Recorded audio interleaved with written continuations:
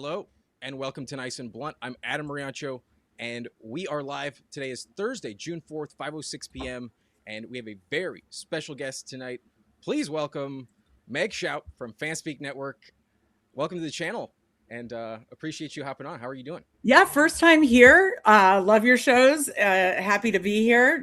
First time and very, very excited to join you on the stream. Yeah, excited to break down some ball. I knew you already knew like where my crazy bullish stands, so I can't wait to talk about it. Well, I'll be honest. I'm a fan of the Fanspeak Network. Definitely, congrats on 1K and your Thank you. recent 20. Was it 24-hour or was it? Yeah, we'll not be doing that again. That was absolutely insane. I haven't promised it for a reason. Very smart man. You're a smart man. Yeah, we'll do something one day, but I'm not going to promise it for that much. But yeah, if anyone hasn't done so already, check out the Fanspeak Network here on YouTube, on Twitter as well. I got the link in the description for the YouTube channel, and also we have a new promo going on. We're going to be repping the Fanspeak Best Ball Guide and DGen Substack network. Correct.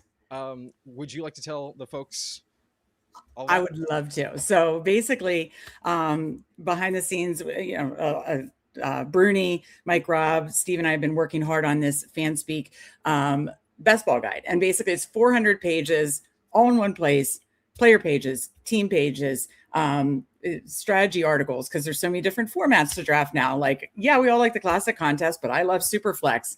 I love the season long format. A lot of people love Eliminator, so we have strategy articles for all the different formats, because you definitely should draft those very, very differently. And within the team pages, advanced stats, like obviously pros and cons, basic stats, advanced stats, MVP stats. But what I love the most, we have these like spike week charts, and it really just shows like, kind of can, break some stereotypes in your brain. Oh, this guy's just a floor player. This guy is just a ceiling play, those kind of things. Or, oh, wow, this guy was way more useful last year. And yeah, context matters. We're a different season, a lot of different coaches this year, but it still helps you formulate, how certain teams use their players, what might be usable or not from a given team or position, where they finish. So I find it all very, very useful. Just Control F to find who you want, where you want. I find it very, very useful. 400 pages. It's a free gift for one and only group of people, and that is our paid Fanspeak DGen Substack subs. So we have a Substack. It's $34.99 a year or $10 a month. 20% off code for you folks using Blunt. BLUNT. You get 20% off. So for less than $30 an entire year, that certainly does not preclude you from, jumping into whatever other subscriptions you like. And by the way, we do content year around. So it's not just a best ball thing. Like, we're sending you DFS articles, Underdog daily rankings, bets, parlay slips, that kind of stuff in season. In season, you'll really be sick of me, actually. But then, of course, best ball season, 3 articles, rankings for all the different formats. Again, not just classic, Superflex, Eliminator, DraftKings, drafters, everything. So I think it's very comprehensive for both best ball season and in season NFL. All your DGen needs for less than $30 using code BLUNT, 20% off. And then you get the free gift of the 400-page best ball guide, a PDF that you can download that, again, I think is super, super useful. Well, as someone who needs to be on top of their stats and collecting them throughout the season and, do all that work, I'm very well aware of the amount of time that it takes to compile all this information. So if someone wants to expedite it for themselves, yes, I think it would be a very, very good resource. And from what I've seen so far, it seems like a really valuable tool and definitely something I plan to use. So appreciate. I love hearing that. Yeah.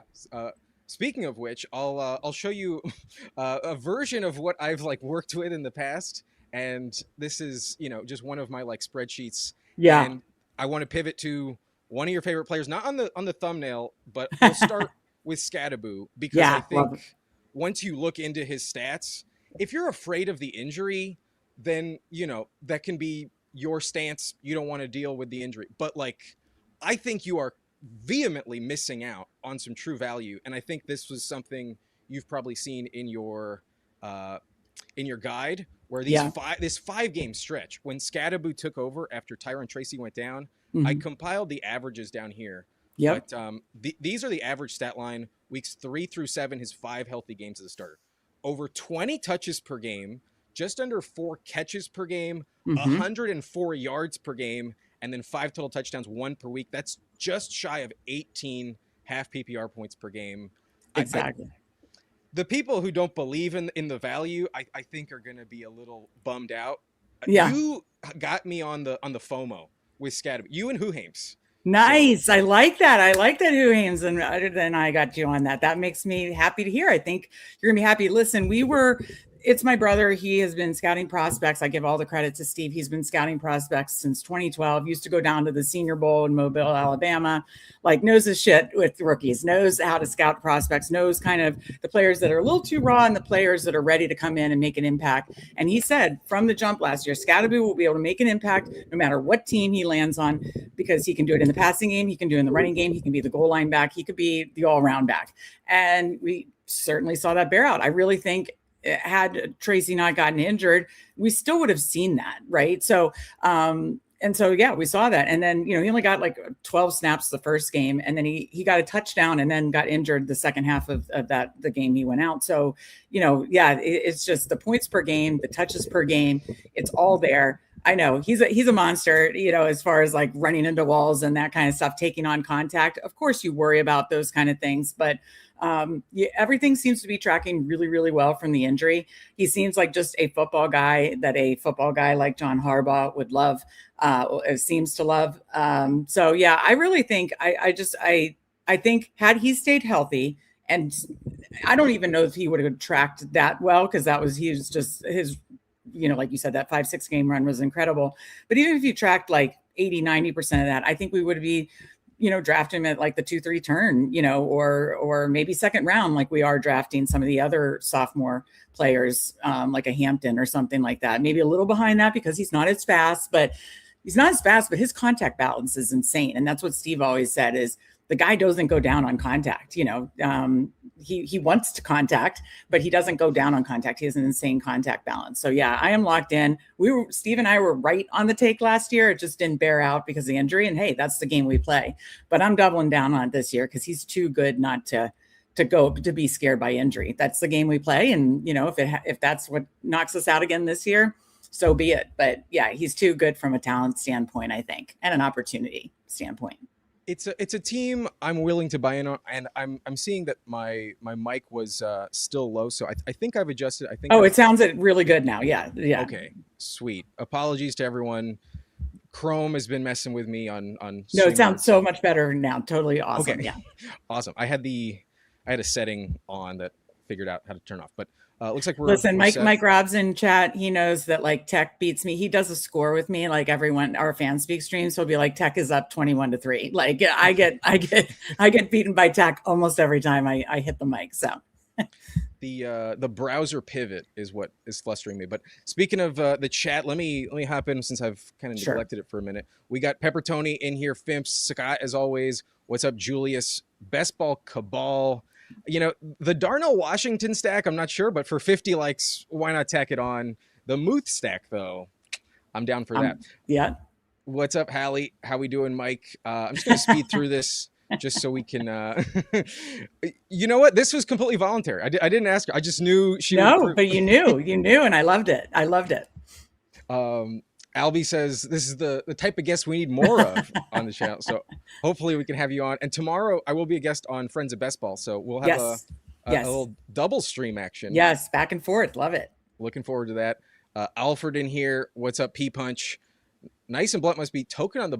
No, I was dealing with the technical difficulties. I've learned recently that especially when I meet someone for the first time, I feel like I need to make sure I give them the respect of just being fully present, and maybe down the stretch I can smoke. But I've learned from some, from some experience. Hey, you can do whatever you got to do, whatever you want. It doesn't bother me, but that's funny. Maybe in the second hour, maybe in round 14. Okay, we'll take a rip. But at least for now, we'll stick with it. How we doing, Jerry? Happy Thursday to you. Thank you for joining us. Ever in Flux, salutations. It's even better, Alfred. It's 420 plus pages.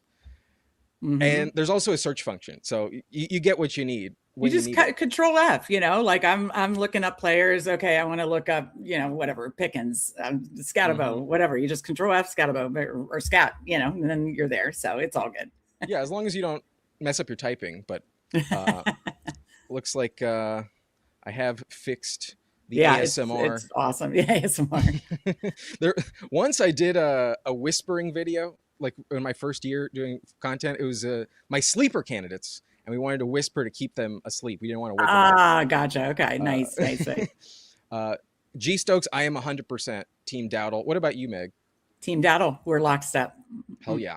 Definitely Dowdle. And former McCarthy player. Yeah, I'm Team Dowdle for sure. I play more Underdog. Hello. They were joking with me last night on Best Ball Jeopardy. I look like a NASCAR driver just repping the brand, but I love Underdog. I'm playing half point PPR. I want the guy that's more likely to get the goal line touches. And I think that's going to be Dowdle in this offense. I would agree. I love his Mike McCarthy connection. Back when he was in Dallas, like his last few games, once he finally took over, he was averaging over 100 yards per game. Mm-hmm. Granted, he only had Zeke to compete with, but still, like, he beat out Chuba.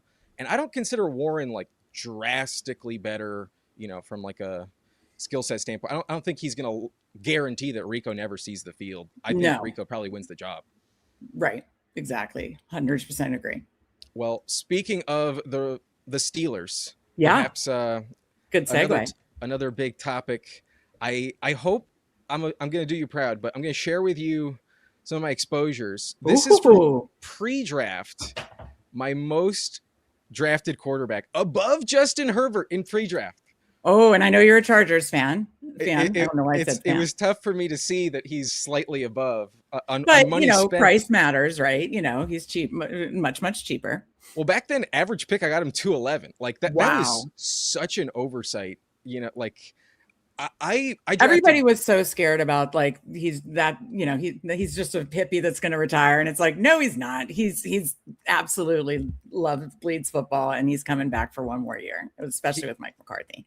He doesn't want to deal with all the headaches of the media drama. He wants his private life. Yep. But he's also a bit of an egomaniac, and he doesn't want to go out before he has to. And I drafted Kelsey when he was in the 160s like crazy as well. It was like, I just don't believe that they're going to retire. And if they do, it's such a cheap price. I'm not really losing. You're not hurt. Yeah, you're not hurt by it. Exactly. Yeah. So it was rather obvious to me that he was just a smash pick. I almost wish I had more. And then I can't say he's my number one in the regular season. Here, let me pivot to this. Do you do many slows, or how many are you through? Are you mostly a fast drafter? I am strictly fast drafts. Okay, so you rip them and they're done. Okay, see, because I'm in the slow streets, it's hard to really get my exposures until like chunks of time. You know what I mean? Like obviously everything live stream is fast, obviously, but off when I'm not on stream, it's like 90% slows, and so you have to almost like wait 2 weeks at a time to kind of see my exposures, basically. Right. Yeah. They don't come in for a bit. Yeah. Well, in the I like the Herbert. Season, that's fun. I'm committing. I can't help it. I like it. I don't like the 7th round very much, and I think Herbert might be on the same par as like Joe Burrow and some of the 6th I need to take more Herbert. I have Herbert, but I want to say it's in that like 10-11%. I want to be. I don't know if I can get that high, but I want more Herbert for sure. I'm still overweight Rodgers, but at my 4th overall, he's moved up a little bit. Now I'm seeing him in the 150s, 160s consistently. Yeah. So. Well, and I've said this all along with him. After you get past Cam Ward, Bryce Young, you could have a debate about like as far as week 17 week security. I mean, if he has like a disastrous season, maybe not, but like after Cam Ward, Aaron Rodgers and Bryce Young, if you want to lump that in, Aaron Rodgers is the only quarterback that you can guarantee 17 games, obviously taking out injuries. None of us can predict that. Nobody can. So if you take that out, Aaron Rodgers is the only one that could, guarantee 17 games. He didn't come back to get benched by his former coach. You know what I mean? Like that's just not in the cards. That's not happening. So he's the only one with 17 games after that. All the other ones, either like a Fernando or most likely not going to start the season, or to the other side, the Cousins, the Falcons quarterbacks, there's just so many. And then I question, like, does Geno finish the season? Those kind of things. There's just a lot of question marks. So I do a lot of 3 quarterback builds, and he's the only one that gives you that like 17 weeks guaranteed if you can stay healthy and that kind of stuff, compared to the other quarterbacks that I think have a ton of bench risk after Cam Ward. No, I genuinely think after Cam Ward, he's one of, if not the best values for sure. And like even Bryce Young is not as much of a lock to play all 17 games as Aaron Rodgers. I know. I don't think so. I mean, if things go sideways, definitely not. Yeah. Yeah, he's quite a lock, and Cam Ward definitely a player I like as well. So I have gotten a lot of week 17 correlation. Oh, that's nice too. Yeah, that could be like a sneaky fun game. You don't know. You know what I mean? Like, I think they're 2 undervalued offenses. I'll say that. And yeah, I think that could be sneaky fun. I'm not saying it's going to be like 45-42, but I definitely think it's one. I like it more than some of those other ones that are in like disastrously cold places or against, defenses like the Texans or Seahawks. I'm a little worried about Robert Saleh's ability to coach. And that is true. That is true. Yeah. The defensive personnel just isn't quite like elite enough for me to think that there's just no value there at all. And it's in Tennessee. If it was in Pittsburgh, maybe the weather would be worse. It could be a worse game. It might not be the best, but it's not bad. And then I'll also finish it off here. Freiermuth, in terms of money spent at 20%, I can't stop. I like it. Like Steve said, they gave Darnell Washington the contract. I know McCarthy runs more 11 personnel, but they're going to run some that's the way the NFL's going. They're going to run some 2 tight end sets as well.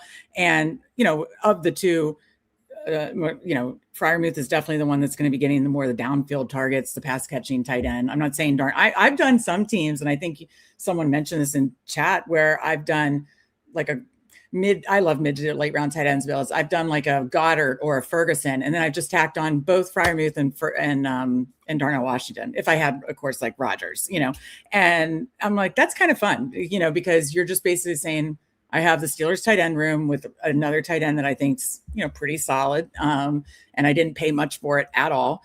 And I think between those 2 options, you should have a usable tight end and almost every week.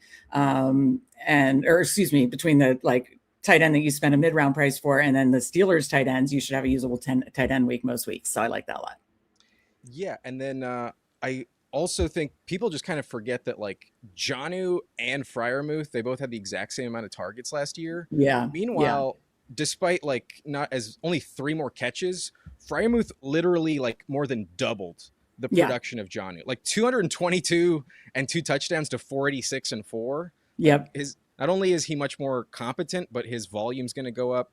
Maybe the Pittman, Jeremy Bernard aspect is a bit of a wrench in the system, but I definitely trust that like where he's going, he's bound to pay off. He seems like one of the best values at tight end. But the offense is going to just be so much better, right? Like, I mean, Mike McCarthy offenses, I was studying this before an article I write. Mike McCarthy offenses, when his quarterback is healthy, I'll put that asterisk, obviously, because, when Dak was out, for part or good chunks of a couple years in Dallas, obviously this doesn't bear out. But when his quarterbacks are healthy, Mike McCarthy has top 5 offenses. Now, I'm not saying the Steelers are going to be top 5 this year, but I think they could crack top 10, top 12.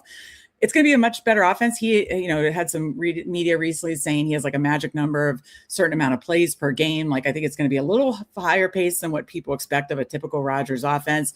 I just think it's going to be way, way, way, way more efficient. So even if Pittman or Bernard eat into some of those Muth targets, I just think it's going to be a much more efficient offense than, of course, the Arthur Smith offense. So yeah, I love it. And I just think I'm shocked he's risen a little, but he's just still way too cheap. And again, I'm fine with Washington too, but yeah, I think Muth has that. A-Dot is going to be more the pass catching tight end of the 2.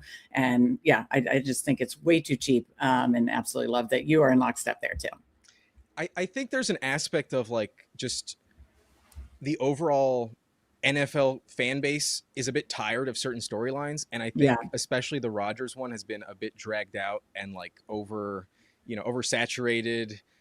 The main like networks talk about him incessantly when like there's so many other things to talk about. And I think people are just a little tired of it. Right. And, you got to find gaps in the market. You got to find where people are sleeping. And if you, I think I think you made an excellent point. I think that what they're sleeping on is the Mike McCarthy factor and Rodgers reunion. They're like, that Rodgers still look good. I've seen some. I think I've seen some analysts dog Rodgers last year, and I'm like if you just watch the games and look at his stats, his touchdown rate is still up there. He's always had a good touchdown to interception ratio. It still was good last year. But then the reunion with McCarthy and the way Mike McCarthy runs offenses, and usually the production of McCarthy offenses, I think people are just not like counting that at all. Sometimes in fantasy or in best ball, we double count things. It's like people are not counting McCarthy enough. Maybe I'm double counting it, but I just don't understand. I think people are really, really, really not baking that in enough. I think people still feel like it's Arthur Smith. That seems exactly. Like that's what I feel like when people talk about it. It's like you have to add context every year, and the coaches is a massive, massive, massive thing, and especially him as the head coach, offensive coach, the one who worked with Rodgers for so long, and when he became who he was. And so it's wild to me that that's not being counted enough. We got Steve in the chat. How's it going? That is my brother. Thank you for joining us. Appreciate you hopping in. And there's a big argument over Rodgers in the chat, so I think we'll let them hash it out there. Warren and Rico had the same amount of catches last year, and then Gainwell caught. Had way more targets, was much more of a third down back than Warren. So that job's totally up for grabs. I agree with you. Like when I was talking about, how our Substack in season, we do betting content too. DFS Underdog Days betting content. One of my favorite bets late in the season was like Gainwell yardage or Gainwell receptions. It was Gainwell that he was going to, a lot. So I don't think that is as locked in for Warren as people think either. And the best ball guide shows that. Control F Warren. There's a couple random games where Warren goes like over 20 points because he has like one big house call, but otherwise he's typically very mid. And it's like, if you just want to lock up like 12 points or like max 14, even with a touchdown, then go ahead with Warren. But if you want to take a swing on like a 30 touch week, go Rico for sure. Yeah, absolutely agree. We got Mike Robb. Nice. What was in middle school when McCarthy and Rodgers? I mean, that's not wrong. When they beat the Steelers in the Super Bowl, I was in 9th grade. So technically, no way. That was what, 2010, right? I believe 09. Oh no. Okay. Yeah. My freshman year in high school. Wow. So you're wrong by 1 year, Mike. What's up, Who Ames? Shocker. Who Ames has got me there. I mean, we got it. We got to do it. And speaking of which, maybe you want to pivot off the Steelers, but I wanted to do a little win-loss pick game with you. So is there a team you would... I was going to say, we talked about, I was going to do the Steelers, but if the chat's going to like barf at me, giving them like a 11-win, 12-win season, then I don't know. You should just lean in then. Let's lean in. Let's go Steelers. Let's do a fun win-loss. Yeah. Yeah. I want to bring this in as a new segment every time we have a guest, because I think that's a really fun segment. Yeah. On Mondays, that's what I do. I make win-loss picks for all the games, and I think it's definitely something that is a big factor in how you evaluate teams. So, Haynes, I won't go 15-2, but I might be in the teens. Let's pull it up. Here we go. This is the Pittsburgh Steelers schedule. Would you prefer light mode or dark mode is fine? Oh, no, this is fine. Dark mode is perfectly fine. Yeah. Okay.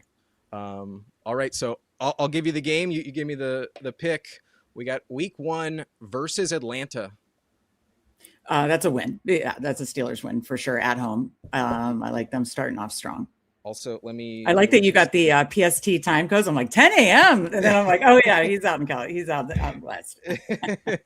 Yeah, honestly, it's the best viewing experience you could imagine. I'm dying. I love it. And Mike Robb will laugh at this because I went to Vegas recently. Now they joke about like Vegas Meg because I'm much more fun there. But I've never done Vegas football season, and that like I've gone winter, spring, summer to Las Vegas. I need to do a Vegas football viewing watch party to experience the 10 a.m. football start time. Though Mike Robb and others who know me, I'm much of a big night owl, so that would probably be a challenge. But no, I've heard that's just great. You wake up, it's on, and then it ends before your night is essentially over. So no, I need to experience this, and Las Vegas would be the place that I would personally like to first do the West Coast viewing time. It is definitely a luxury. I'll say that. Yeah. So Vegas we got a win. Needs to do that. A win versus Stefanski and the Falcons. Week 2 at New England. They beat them last year. New England, I mean, I know there's a lot of distractions going on in New England, but at New England, I will go ahead and give them a loss on this one. All right, so 1-1 entering week 3 at home versus the Bengals. I'm going to give them a win at home against the Bengals. Bengals typically start off slow. Hopefully, if for the Bengals fans that changes, and for my Burrow bags that changes. But yeah, I'll give them a win, especially in Pittsburgh. On week 4, they go at Cleveland on Thursday night. Oh, fun Thursday night. I love the Thursday nights where it's like the divisional matchups. I'm going to give a win against Cleveland. You can probably mark down both Cleveland wins for me. All right. That especially without Myles Garrett, definitely. Yeah. Better. I respect first, but yeah. After a little mini bye, we get a Michael Pittman revenge game at home versus the Colts. Okay, another home game. I'm going to lean in. Pittsburgh's home crowd is a thing. You can't say that about all fan bases. So I'm going to give them a win against the Colts. As much as I do like the Colts offense and Jonathan Taylor, I'm going to go win there. Full renegade, like it. Love. I want to go this year. I told my brother. So our extended family, we still have like an aunt and cousins up there. But we used to visit our grandparents up in Western PA. Our parents are from Western PA. So I was like, we should go like with our cousin. Like I feel like I need to see Renegade. I need to see like The Last Dance, but I don't know. We'll see if we'll make it happen or not. Well, so far we're rocking a 4-1 schedule. I figured that's at Tampa Bay and Baker Mayfield. This one I'm struggling with because I do think Tampa Bay is going to have a bounce back season, especially the way they ended. Hold on, let me give some thought to this here. I'm looking down at the schedule a little further. I mean, I'm going to go win on this one. Surprise. And then you could go ahead and mark week 8 against the Browns as a win. No explanation needed. Okay, well, how about week 7 in Paris versus the New Orleans Saints? I missed that one. Oh, that's right. That's the Paris game. I mean, I will say those overseas games get wonky, and I am pretty bullish on the Saints this year being the competitor with the Bucs for the NFC South. I'm still going to go the Vets win on the road. I'm going to go win there. Don't worry. I am going to balance it out later. I'm looking ahead. So not only are they winning in Paris, they're coming home on a short week, and they're also sweeping the Cleveland Browns. So we are 7-1 entering 7-1. The Last Dance storyline is really starting to heat up. You know what I mean? And by the way, I have this big, so I can't even see chat if they're making fun of me. But if they are, it's well deserved and it's fair. But I stand by it. At the moment, Huhames did predict you to go 15-2, but so far there's not much pushback so far. So far, okay, no one said a thing. After the bye, we got at Cincinnati. This is where I'm giving the second loss to.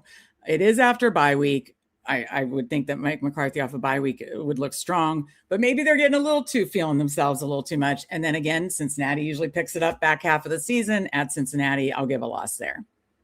Week 11, Pennsylvania rivalry at Pennsylvania rivalry. Yeah. I am going to go win here, even though it's at Philly. I am going to go win on this one. After that, they are Black Friday, home to the Broncos. Ooh, okay.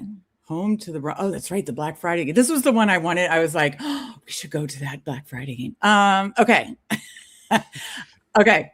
Because I want to go to this game, I'm going to say win, but I feel like that's going to be a really, really tough battle. So I think you cut out briefly. Is this an L? No, I said because I want to go to this game, I'm going to make this a win. I know it's going to be a really tough battle. I'm going to go win. Beautiful. We got a week 13 Sunday night versus Houston. Okay, they're not going to, as much as they want to, revenge their horrible playoff loss. They get another loss here. So that's loss number 3, correct? That is. Then we are Monday night at the Jags, week 14. Okay. This is where they start to get a little scared. Away at Jaguars, another playoff, very, very much Super Bowl contending playoff caliber team. I'm going to go Monday night, a loss. All right. So the first 2 losses in a row. First 2. See, I mean, I'm not totally crazy. First losing streak of the season. Yeah. Is it 3 in a row Sunday morning home to the Ravens? No, because home game, I think, they typically play the Ravens well in Pittsburgh. So I'll go win in Pittsburgh. You're really committing to it. I'm happy. I'm happy. We got week 16 versus Carolina. So I'm going to go win there. There it is. And then Sunday at Tennessee and Cam Ward. Yeah, I think this could be a sneaky fun week 17 game. I'm going to go win there, but I have a surprise for the next one. And but I'm going to go week win 18 at the Ravens to close it out. I'm going to say at Baltimore. Baltimore's still playing for something, that they get a loss there. So does that take me to 4 or 5 losses? You are at 1, 2, 3, 4, 5 losses, a 12-5 record predicted. That's about what I was looking to get to. Yeah. That worked out. I actually wasn't going to be surprised if I accidentally whoopsie daisied into a 13-4. So this checks out. I, full disclosure, have them at 11-6. Okay, so we're not far. Okay. Not far at all. I have a few discrepancies, of course, but not far at all. I have them going 5-1 in division, and that will give them the tiebreaker. I have them with a home playoff game again, just like last year. Yeah. And you can get some nice plus money on Steelers winning the North right now. Mike Rob's going to hate me because he's a diehard Ravens fan, but you can get some nice plus money on Steelers winning the division right now. Speaking of,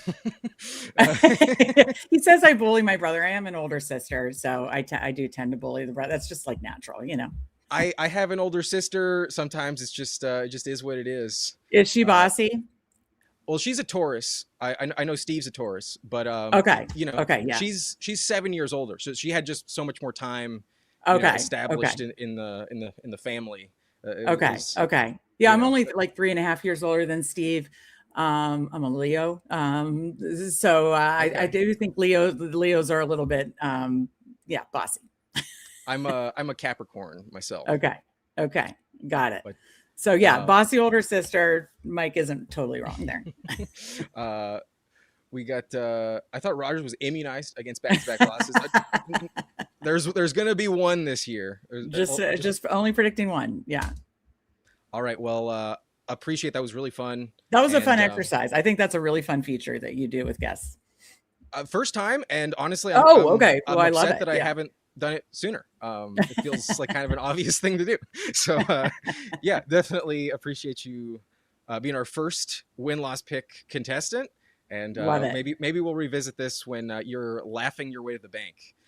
I was gonna say I need to bet Steelers to win the North. I need to can you exact a bet that they go 12-5? I might need to do that. So yeah. Well, they also have a win total on FanDuel of 7.5. So I think you're smashing that. Yeah, smashing that. Alt over for sure. Yeah, that's what you do. I definitely think they're gonna be above 500 at the very least once again. Yes. But 7.5 feels disrespectful if you ask me. Very. And I agree. The Super Bowl odds are crazy disrespectful too. I think they're 50 or 60 to 1. I probably still wouldn't bet it, but that does. Agreed. But yeah, no, because the AFC Chargers, Bengals. Even though I'm saying the Steelers will win, we know what Burrow could do in like a 3-game stretch. Patriots, Bills, there's still other big threats. So for sure. Well, I definitely trust him. I like your perspective, and so maybe I'll have a guest on later to talk me off the ledge of the Steelers. But I had Bayou on Bayou Bengal about a month ago to help me really entrench myself in the Saints hype. And here we are. I'm getting more and more into the Saints, so I'm into that. I'm happy that you're here. So before we go on, we're going to be drafting a BBM 7 today. Tomorrow, we're also drafting a BBM. Yes. So going 1 for 1. And one quick reminder, one quick promo. Where is it? Promo code BLUNT here on the screen gets you $50 in bonus funds after you play your first 5. So 1 puppy, 10 for free. The link is in the description. You also get a first-time deposit match up to $1,000, 50% of your deposit will be matched with promo code BLUNT. So check that out on down below in the description. Anyone that wants to hop in, you're not going to get a countdown today. BBM takes a minute to fill, so we're just going right in. And if we get lucky and they're not in here, then that is what it is. But 5 spots left. Yeah, plenty of room if people want to try to take Rodgers' stack from us. Thought I'd give it a shot to be, team 10 in the pod, but Yeah, yeah. well, we get pick 10 in the pod. Okay, all right, that's fair. I kind of don't mind the back half of the board. I typically do like some fairly robust running back starts, and I feel like the back of the half of the board. Of course, I like the first, especially first three. Bijan, Gibbs, Chase, but I do like the back half of the board. And whether you want to go like one of the receivers and a running back or double tap running backs, I've been liking that actually. I find that it's really my least favorite pick is like 4 and 5 because it's so hard to get a running back to come back to you in the second round. Right. And it feels like that's so clearly the better pick from a structural standpoint. So I also definitely prefer the back half. Shit, we have Legion in here. He always steals Skattebo from me. Love you, Legion. We're going to be on the clock first in the 4th round. So if you want to snipe him, you're going to have to take him early, Legion. We got John Tara in here at the 101. He just took Gibbs. We also have Legion at 106, like Meg mentioned. Albie's in here. P-Punch right next to us. Hockey Hooligan is watching. He's at pick 11. And then I don't think I recognize anyone else. So if you are in here. Okay, yeah, there's definitely other friends and family I recognize. I just noticed Legion because I was literally looking for my Skattebo sniper. It's good to know, especially if it's someone that likes to snipe you. We got What's going on, Candyman? Subscribe to Candyman. Check him out. Also just cracked 1K subs. Yeah, absolutely. Congrats to him. Awesome. We're going to have him on the channel on Monday. Nice. Very fun. So looks like so far the ADP's typical. Do you get weird in the first round, or you kind of typically? I'm gonna give you the reins on this one for the most part. I typically don't. I typically really don't very often. I mean, there's certain first rounders I do like more than others, but like and I will say if like Amon-Ra or Lamb were still, no, Amon-Ra goes, if Lamb was still there, I might think about that. But like I said, I really like a lot of these running backs, though I am obsessed with the Dallas playoff schedule and obsessed with like their week 17, their playoff schedule. I don't know how you feel about that. They're one of the good ones for sure. Yeah. So I'm trying, ever since the playoff schedule, there he goes. I'm trying to get a little more of him. I'm not as into Justin Jefferson as others. I'm really into Genty, and he keeps moving up my board. So I'd like to go Genty if you're okay with that. You got it. I'm trying to get in a bit more on Genty as well, and there's a player I love to pair him with. But okay, I'm excited to hear, and I may take a guess as we approach, but you probably know. You probably I'm taking. Yeah, I think I have a good educated guess. Yeah. Who knows? But if Team 12 takes him, they got the same bye week, so don't do that. Okay. But looks like Jefferson 11. You talked me off Jefferson a little bit, but I still really like his schedule. That Jets game is going to be interesting. Yeah. Just because of the, it's not going to be a shootout for sure. They might. No. I assume that's where you're going, and that is perfect. If you're okay with it, I have no hesitation. This is my favorite start. Yeah, I would agree with you. At the back half, a Genty, Hampton. I love these sophomore running backs, and obviously Skattebo lumped into that. And that start is one of my favorites in the back half for sure. So, and I need more Chargers over. I really, to your team, and you're the team you're bullish on. I need more Herbert stacks. I think I'm pretty decent on Ladd. I think I'm over the field on Hampton, but I want more. I'm obsessed with Mike McDaniel offenses, and I really believe in what he can do for that offense. And they've had such brutal injury run out. Like, could we just, and I'm sure you feel this as a fan, could you just get one healthy year? That is what you need to make a Super Bowl run, clearly, but that's also what you need for us as, DGen fantasy drafters to see it through all 17 weeks too. I want more of all the Chargers. So I love that start as well.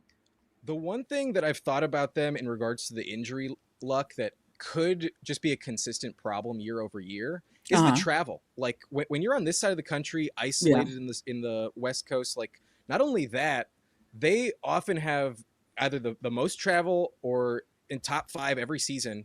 because there's also no one in their division that's like right in the same vicinity. Like no matter what, they are always traveling to another state, Yeah. and they are, up against the wall anytime they go to the East Coast. They almost automatically lose on the East Coast. So I was going to say, I've kind of noticed that they don't play as well on the East Coast. I remember being in on them against that game in New York against the Giants, and I was just shocked how flat they were overall. I think Hampton still had a good game, but Herbert, I don't think did. And is that the game that the tackle got injured?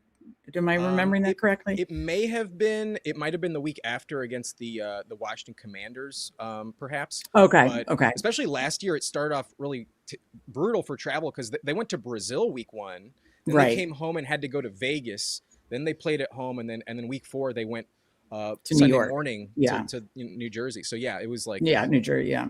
as bad as possible. Typically Sunday morning East Coast, they automatically lose. Yeah, I need to give that more consideration from a DFS perspective, betting perspective this year, because I have kind of noticed that with not just the Chargers, other West Coast teams too, but specifically, I do remember that with the Chargers. Though, was that a 1 o'clock game where they played in Indy and that was like a total shootout last year?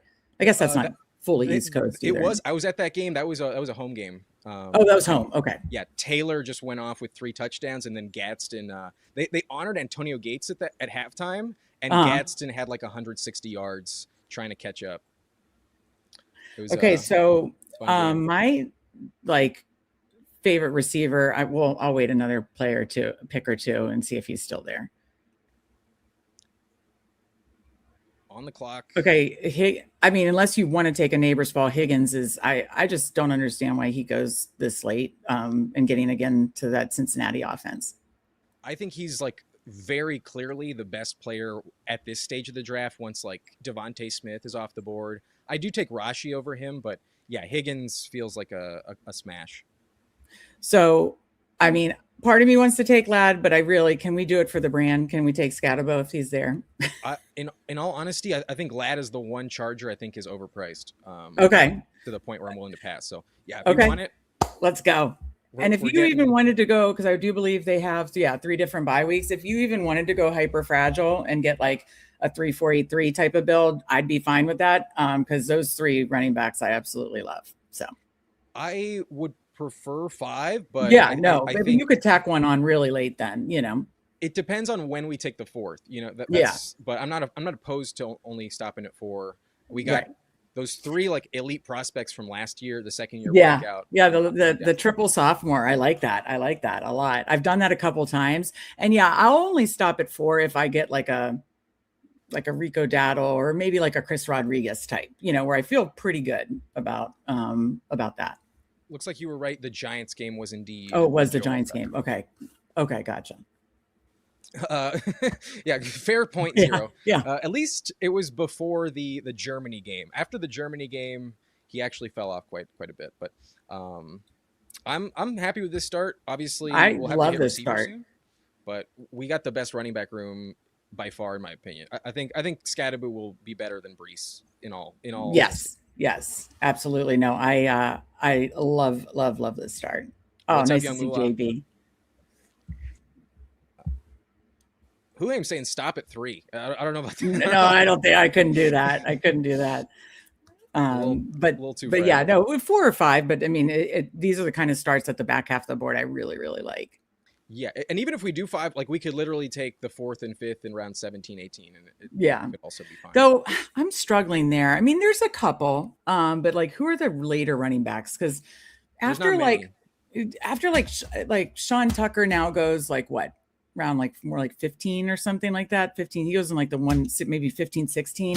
After Sean Tucker, I get a little queasy about the like really late ones this early. Now I probably will get more comfortability late, like in August when we know more of like who's truly the number 2. But I've been burned by that so many times in May where I try to get cute that I think I know who the number 2 running back is, and I don't,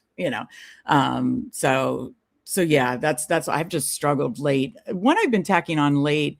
Now I've been kind of mixing in like Najee or Connor in case like there is a long Jacobs suspension and they have to trade for a vet, something like that.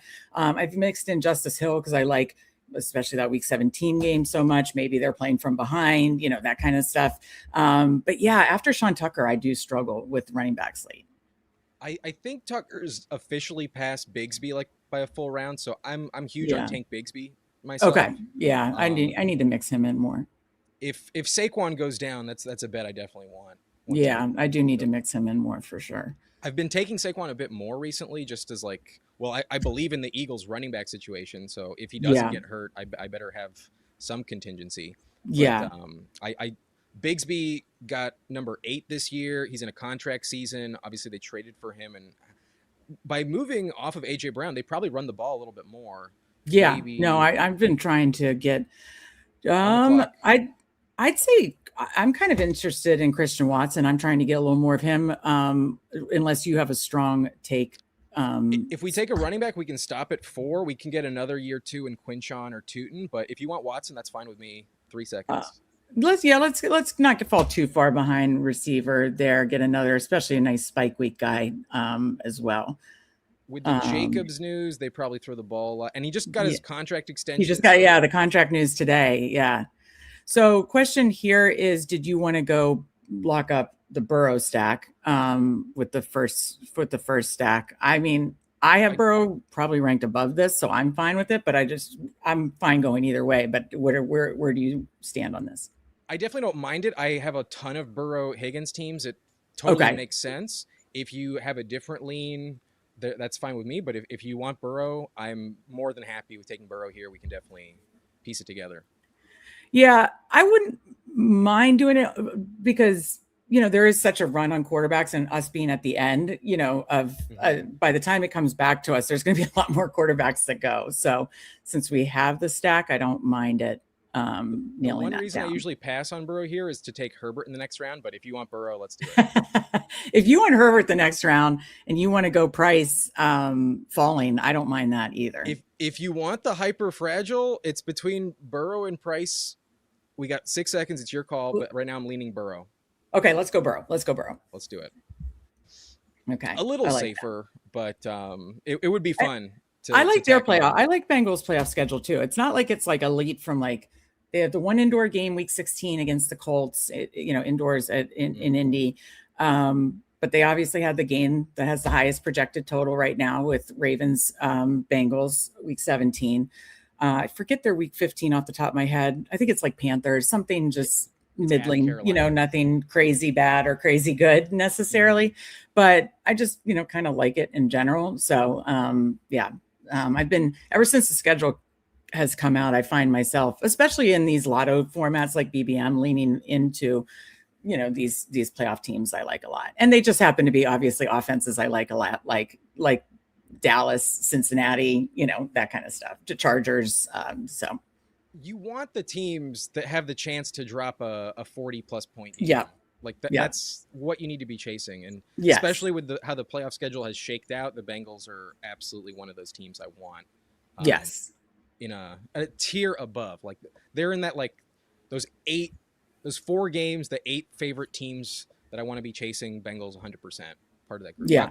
Thomas fell to 71 in this one. He's been moving down. Yeah, I don't know. That is one there, and I've admitted this on our shows, that there are certain teams and certain positions that I just kind of struggle with, and the Jaguars receivers are one of them, where I just tend to take Travis Hunter later. I know I'm in good company that Pete Overzet just wrote an article about that in the Fantasy Life newsletter today, so kind of felt good to be in lockstep there. But I just get so kind of.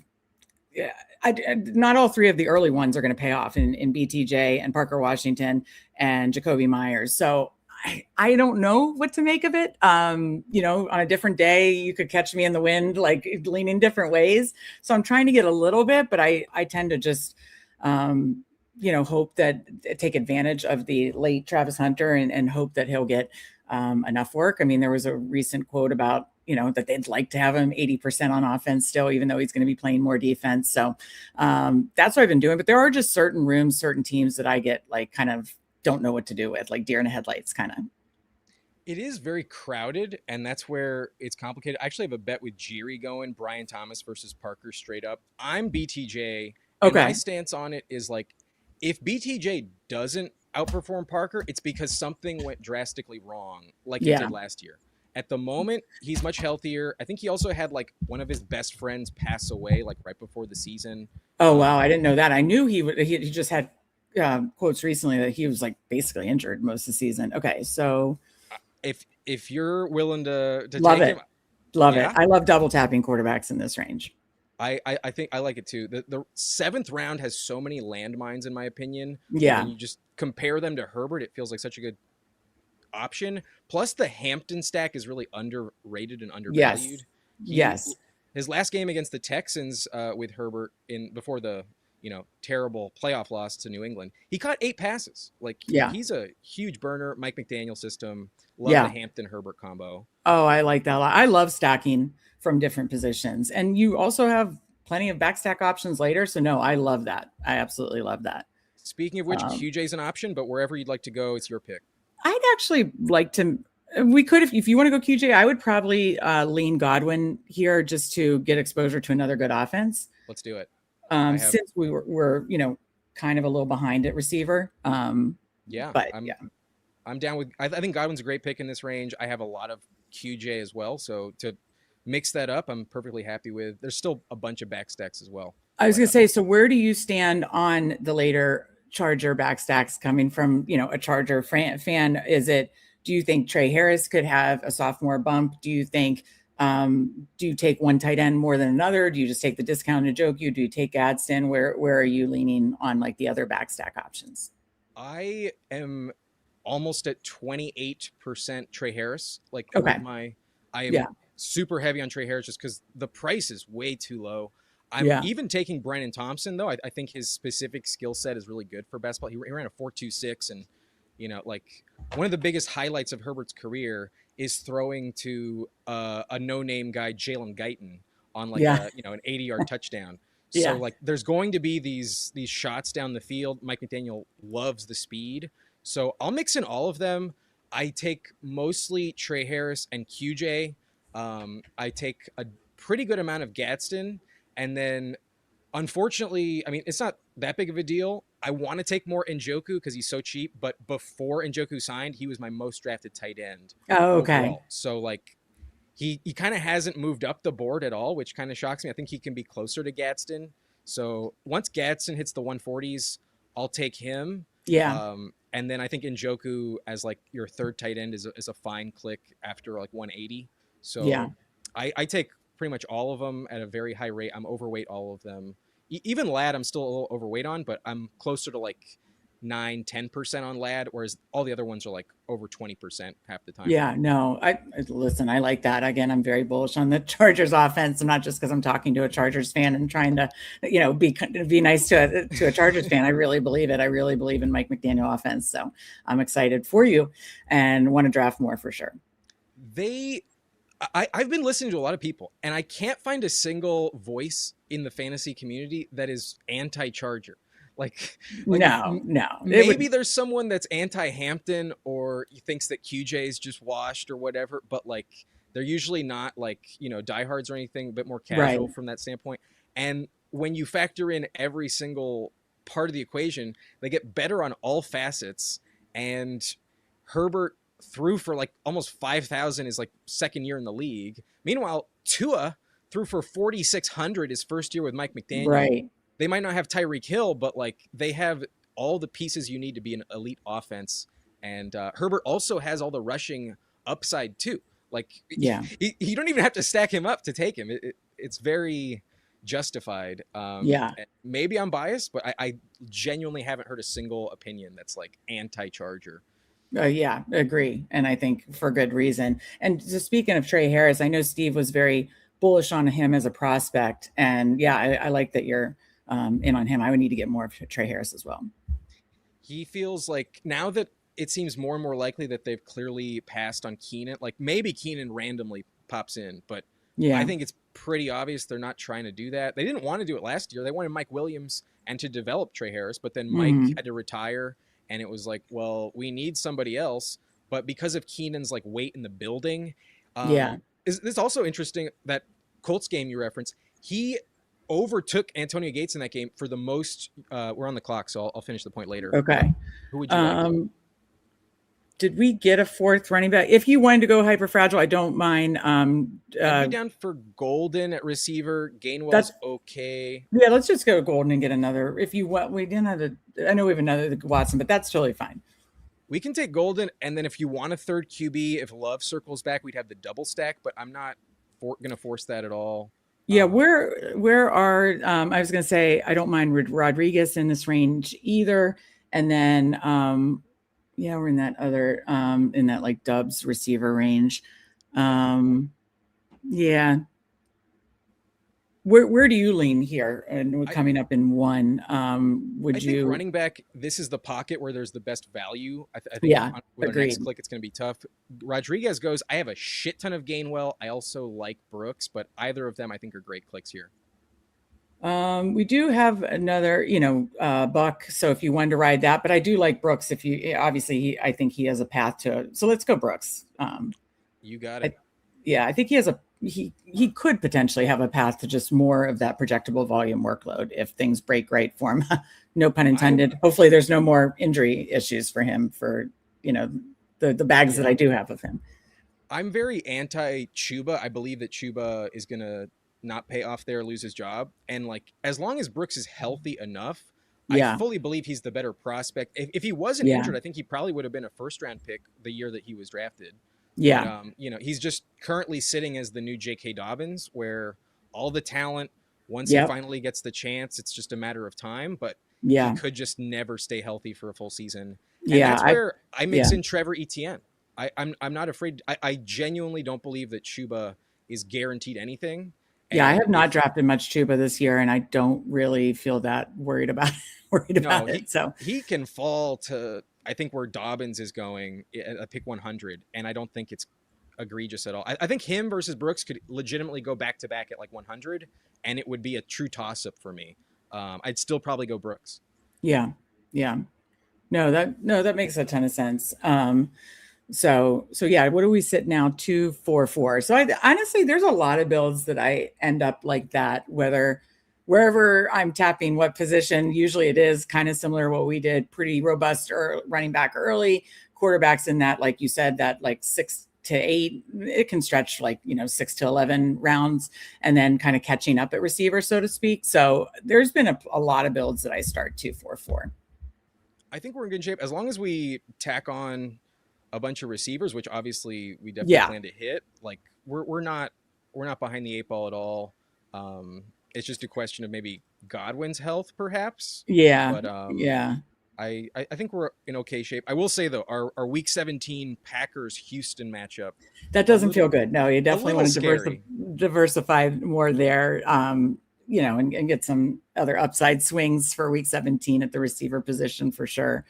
I do like the Bucks week 17 game. I believe that is it Atlanta? I want to say it's week 17. The Bucks are now hosting the Rams, which got much tougher. Oh, that's why I love it. Yeah, that's like my third or fourth favorite. I power ranked the week 17 games, and it was like third for me because Bucks Rams. I mean, that should be points, back and forth potential. Yeah, I like that a lot. I mean, obviously the Rams defense just got a massive upgrade this week. So I did that power rankings before the Myles Garrett trade, of course. But I like that. I still like the potential for back and forth there, or needing points. I think Baker, especially it's a Sunday night game, and thinking primetime can, not disappear. But I had a ton of Bucks shares, and I definitely got a little bit sad. Seeing that week 17. No, I hear that. It's not the end of the world, and you also never know who's going to be healthy, what's going to happen. Like there's too many factors, but on paper at the moment, a little scarier than a week ago. Yeah, absolutely. No, I agree. I have noticed. I got Baker at 129 the other day. He goes 126. So maybe some people are afraid of that. That's crazy to me. I just think I don't know if it's just kind of the way he ended last season, the first 6 weeks, it was like, oh, is this MVP candidate? And then obviously it just wasn't a strong finish. Yeah, did Jeremy already go? 125. Oh, wow. Whoa. So I guess the Freiermuth stack is what you're locked into, Meg. Yeah. I get maybe they had a little star method. The star method has bit me before.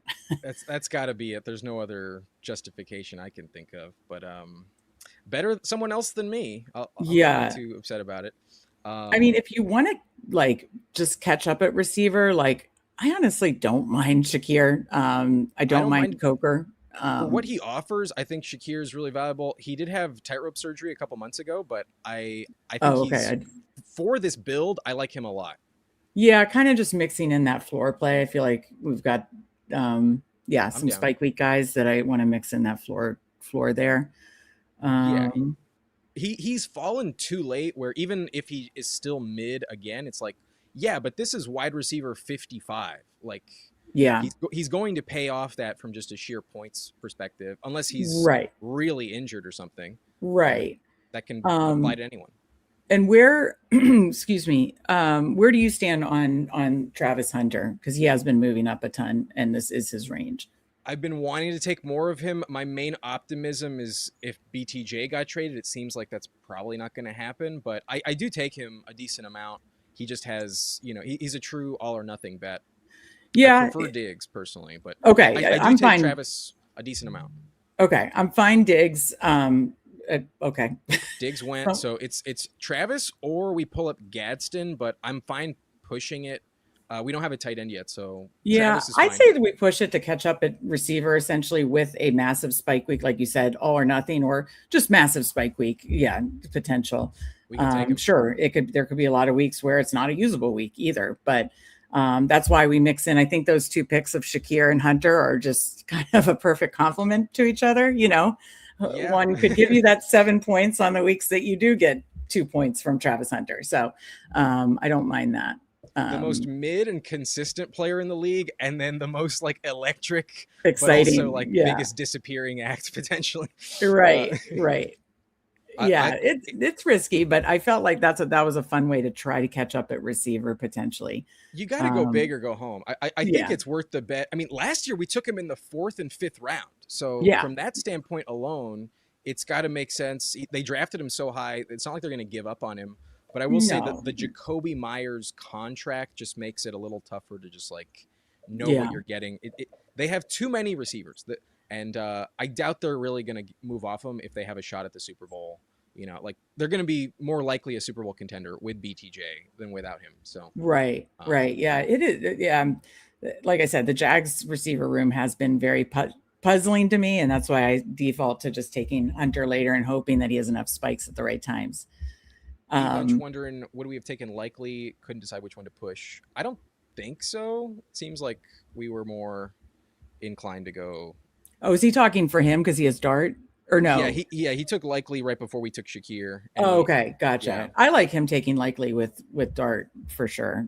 yeah Um, that's a strong pick for sure. I like Likely a lot. I've been taking more and more of him. Is my audio still bad? I thought we fixed it, but It definitely is. It's definitely better. Yeah, apologies if there's. I could just be loud. Mike Rob says I'm always loud. It seems like it could be better, but at this point, hard to fix. I'll try to talk quieter. No, don't worry. I'll just bump mine all the way up. How about that? I was at Yeah, like 85%.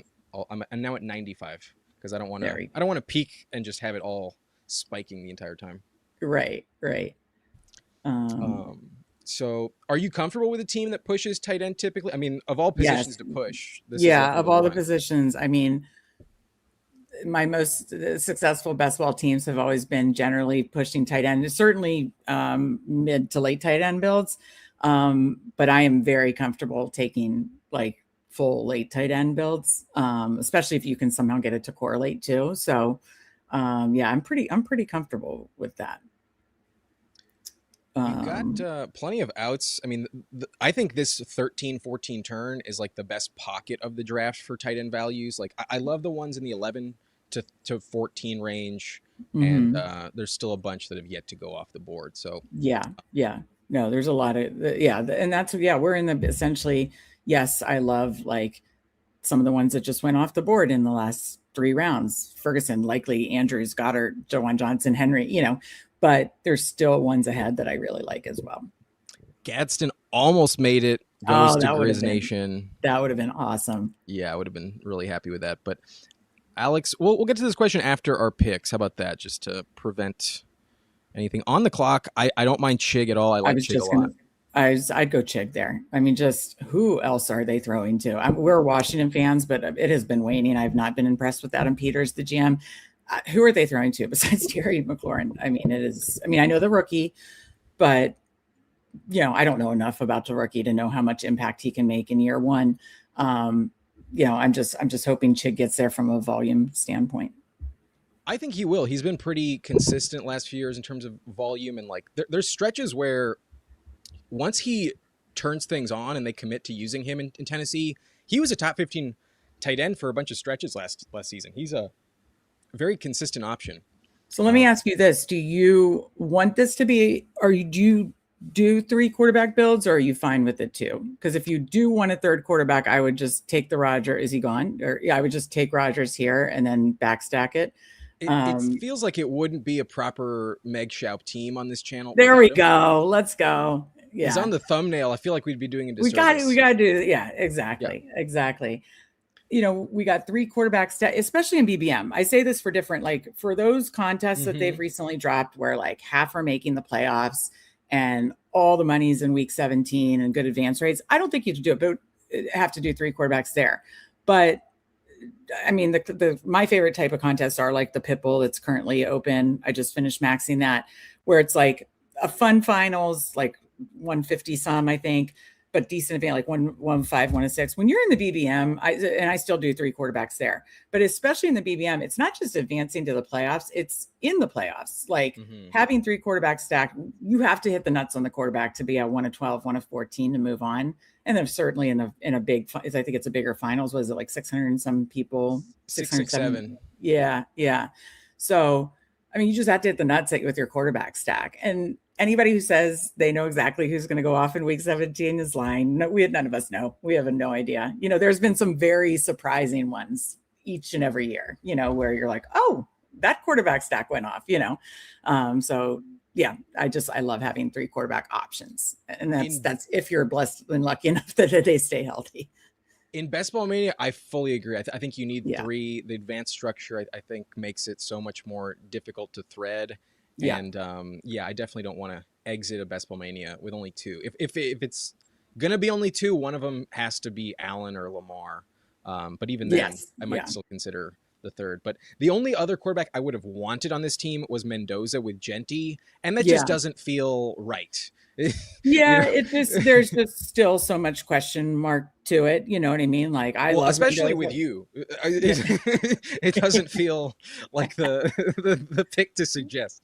Yeah. I mean, I don't know. I feel like I've said this a couple times. I did this a couple years ago in timebacks tournaments where I took Darnold, saying that, maybe maybe Minnesota would want him to McCarthy to have a red shirt year.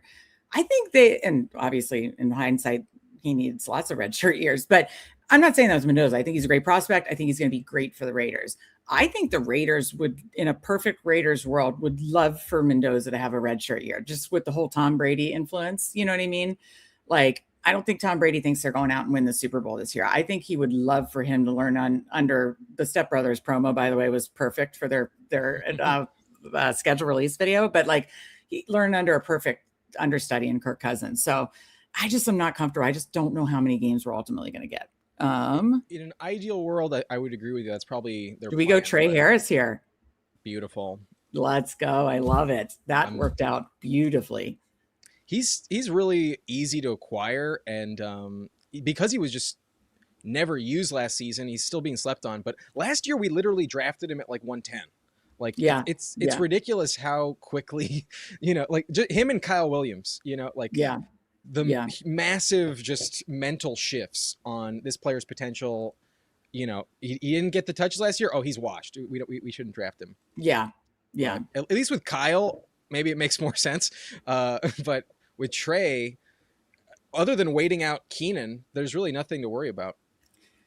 So did Fryermuth fall back to us? He goes in this range. He does. So if he does, that would obviously be my pick here to secure the Rodgers stack since Jeremy went very, very early.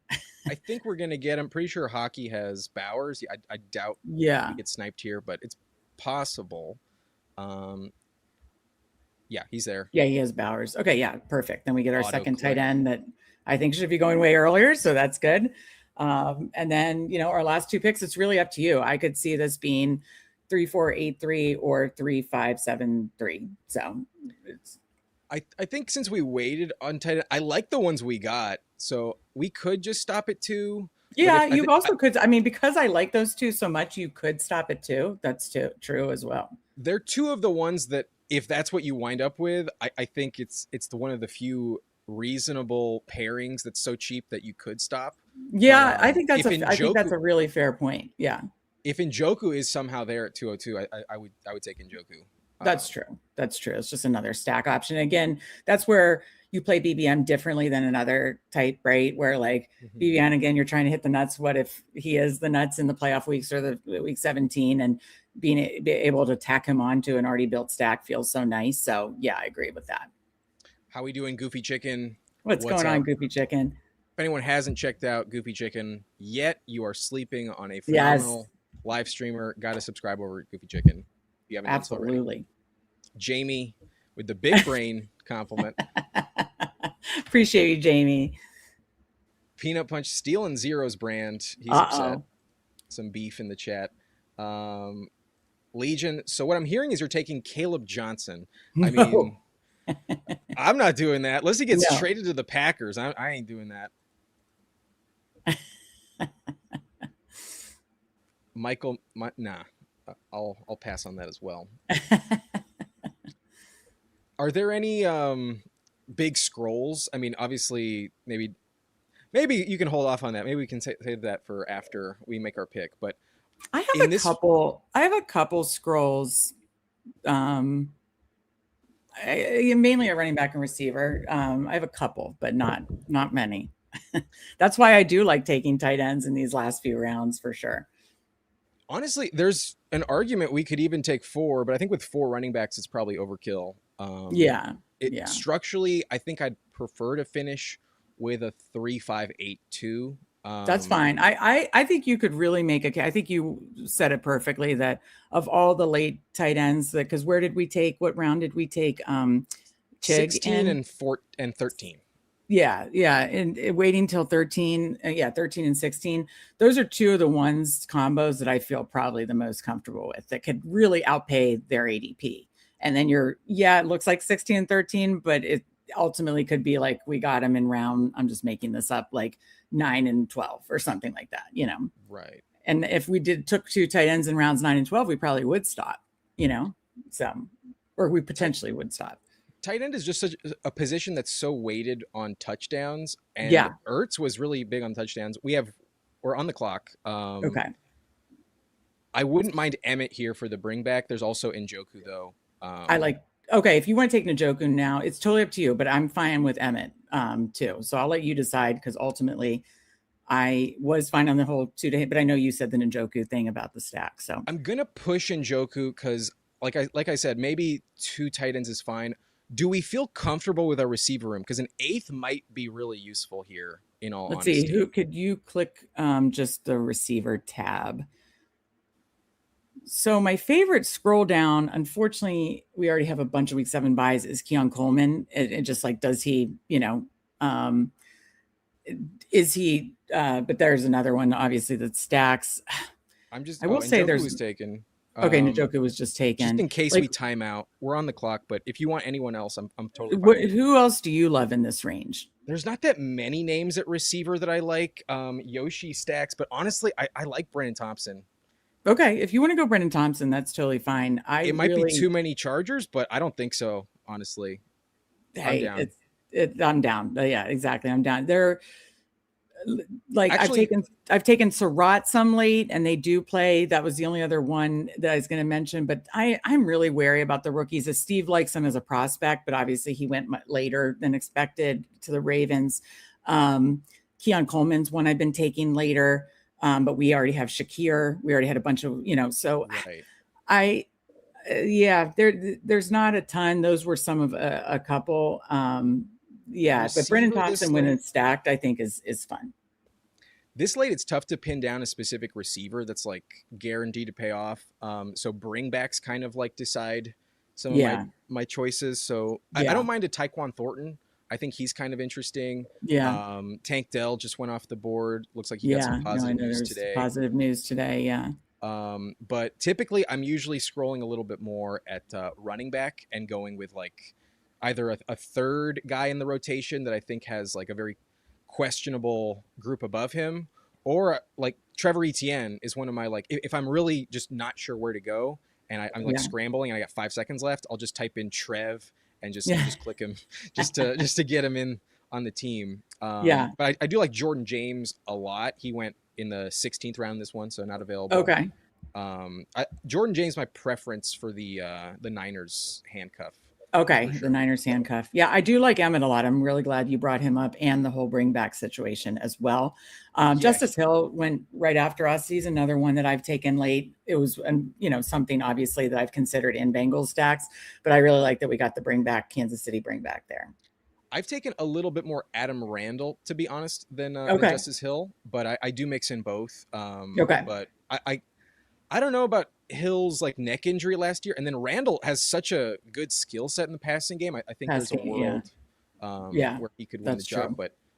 but there's so many tough decisions in round 18. That's the type Hard. of stuff that like in August, hopefully we'll have so much more clarity. And in, early June, it's like we are just, making stands, making hypotheses, about that for sure. But I like where we landed, the 3-5-8-2. We've got three quarterbacks stacked, super robust running back room.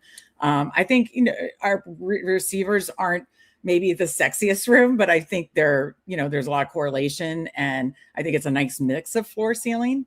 And then, yeah, we went to later tight ends, but like I said, these could be guys that we drafted 13 and 16 round, but could be, guys that, finish much, much higher at their position. I like our team. I know you got only up until the half hour mark to stick Yeah, no, around. but we can So talk this out. Yeah. yeah, you wanna lead the review on this one? Yeah, I mean, like I said, all three quarterbacks stacked. Like all three playoff schedules too, which is very Mhm. important in BBM especially. Then we go super robust running back room with three out of the first four picks. Mhm. Tacking on Jonathan Brooks and then Emmett Johnson. I like Jonathan Brooks in that area to get like a fourth, and then Emmett Johnson as a bring back and a rookie that I really do truly like. Receiver, it's not my favorite receiver room, but I think it is a very nice mix of some guys that are correlated, obviously, on the Bengals and Chargers, two offenses we absolutely love, attacking other offenses we like in Packers, Bucks, Jaguars. I think it's a nice mix of floor ceiling, mixing in guys like Godwin and Shakir with guys like Travis Hunter, Brendan Thompson, or Christian Watson make a ton of sense. And then, yeah, we went, the late tight end build and only two.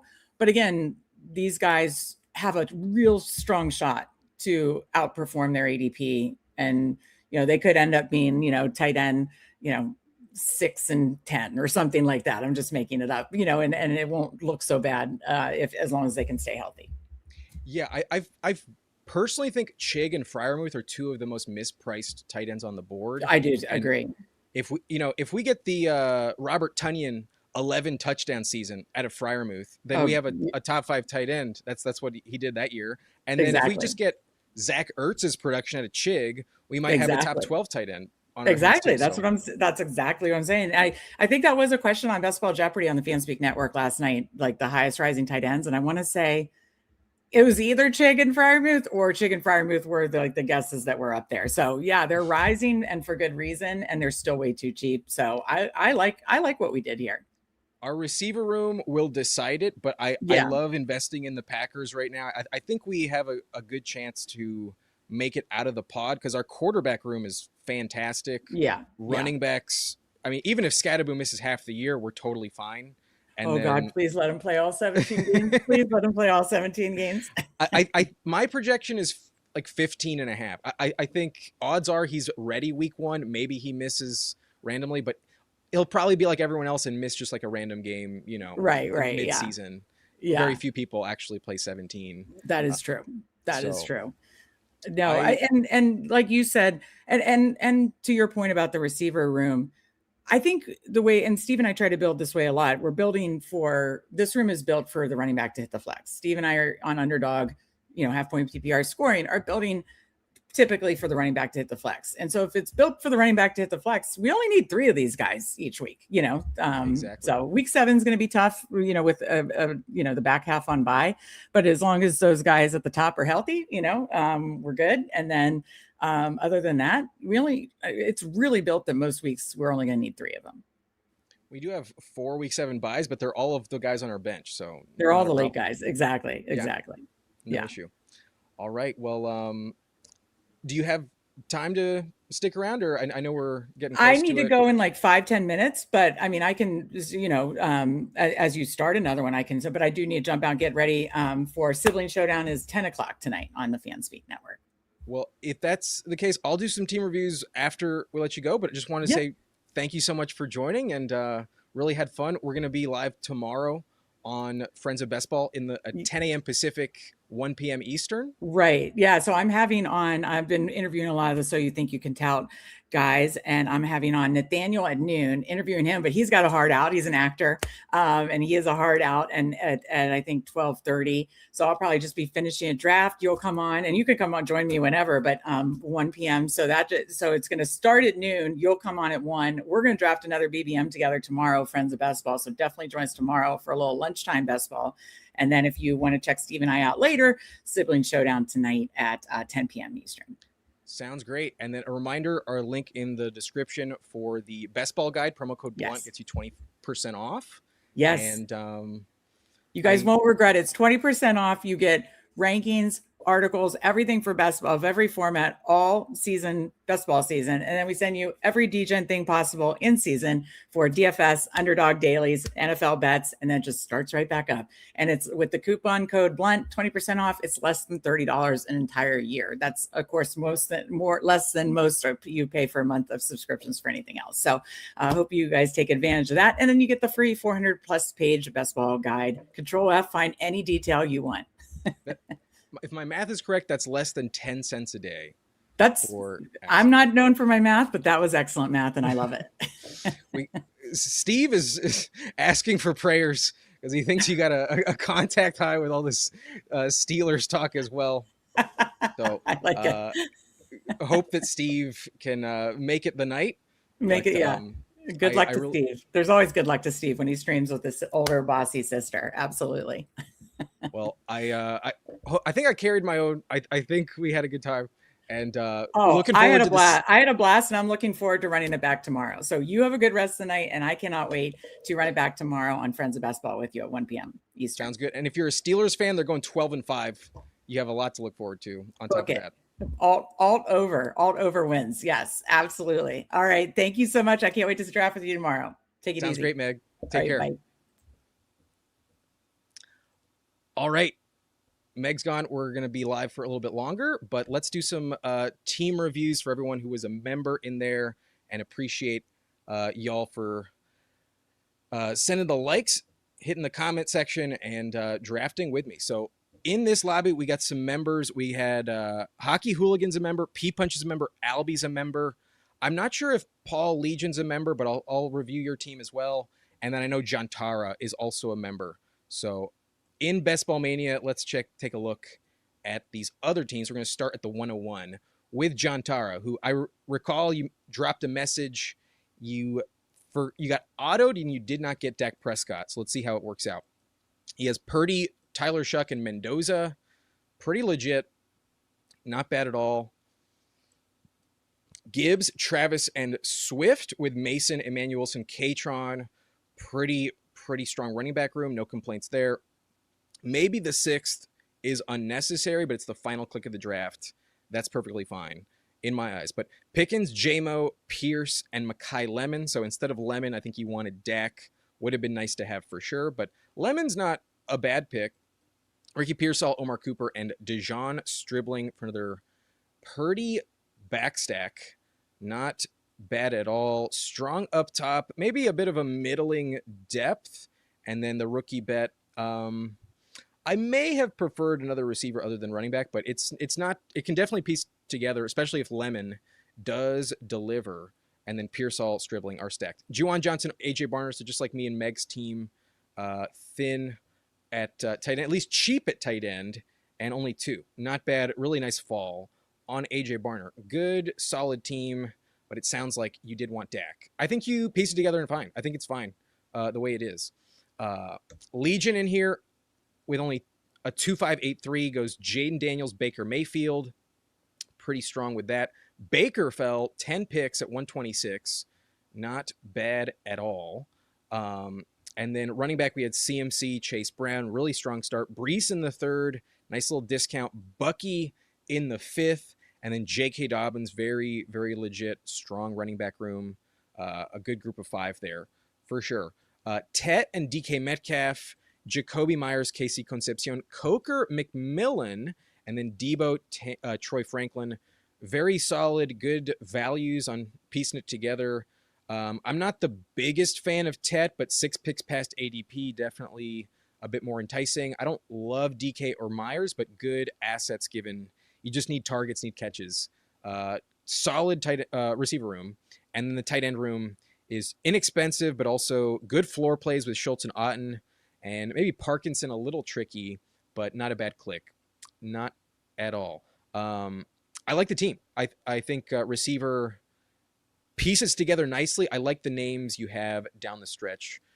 Franklin might help you out, might not, but a solid bet all in all. Albie's also watching. Says time to roast. And let me know, is my audio still dog shit, you guys? Is my audio still really bad? Because I think it's possibly the difference between the two microphones. I think we're okay, but let me know if it's still like ASMR. Sounds good when you're talking to the microphone. Okay. Yeah, this microphone has given me a few problems over time, but had some technical difficulties setting up this stream earlier today. So pull it closer. We'll see. Let me adjust this just a little bit. Okay, we're going to be doing one puppy. We got 2 teams left to review, and Albie right here did take Dak, does have Dak with CeeDee Lamb, so he got the stack. Cam Ward, QB2. We mentioned with Meg we kind of prefer the 3 QB builds in BBM, but could work, could be all right. Ken Walker, Travion at 41. We'll pull up on Travion. With Beischel, Tootin, maybe not the most common combo, so don't hate it. Harvey and Justice Hill, solid to wait that long on Hill as the 5th. Kind of a early balanced approach, but several in the first 8 rounds. 4 of them, fine to wait to the last round. Receiver, though, is CeeDee Lamb, Zay Flowers, Carnell Tate, and then Romeo Dobbs, Jalen Naylor, Antonio Williams, Flournoy, and Zachariah Branch. Some upside with the rookies, Flournoy, CeeDee Lamb, both of them stacked. And then Carnell Tate, I'm definitely buying in on that argument lately. I do like the Carnell Tate in the 5th as well. But Dobbs, I think, saves it for the sake of volume. Counting on these 4 could be tough, but I think enough Studley production up top. If Dobbs gets the volume, I think you're in the clear. But tight end might be a little over committed to Fannin, Ferguson, and Gunnar Helm. Obviously, both of them are stacked, but with Fannin, maybe not going to contribute as often as you might need. But I think the only thing I might like more is quarterback, and that can sometimes just be tough to get a good value on. So either just not, unless Fannin is just a different quarterback, I don't think I would have changed anything. Maybe I would have taken the fall on Jackson Dart or one of those other quarterbacks. Because Fannin, valuable, but might be putting this team in a bit of a tricky spot. I think that's the only click I'm not like in love with, but to pass on Cam Ward, I don't think was the right call. You needed quarterback for sure. But had you had another quarterback instead of Fannin, might have gone a little differently. But yeah, that's maybe the only thing. I think it's really nitpicking though. I think it's legit. got sniped on Lamar, and I had to pivot.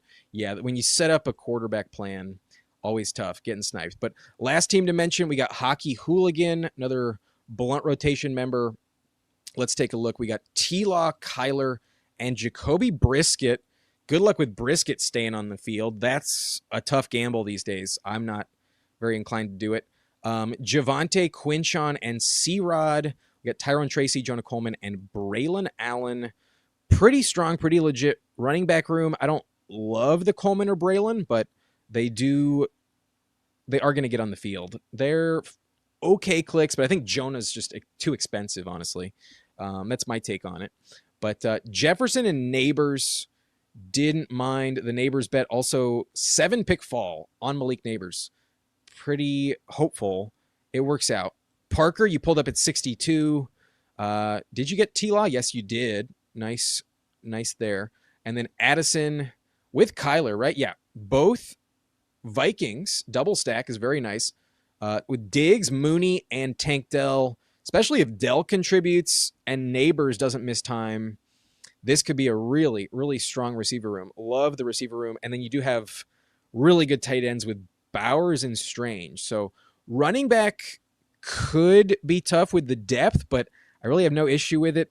The only pick I don't like is honestly Brisket and then like Coleman.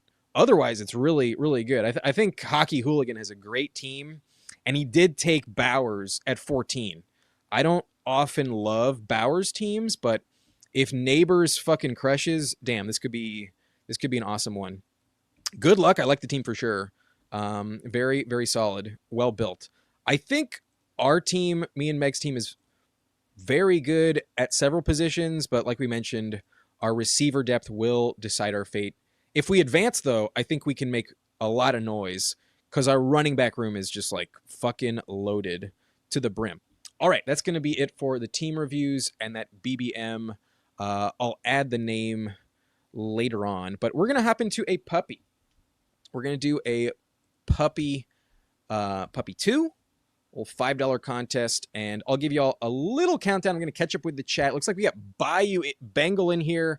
If anyone hasn't checked out Bayou Bengal, awesome live streamer. You might be sleeping on his channel. If you haven't subscribed yet, you should head over there and give him a subscription. At least check him out if you'd like. He was also on our channel about a little under a month ago. I want to say 3 weeks ago. I think that is correct.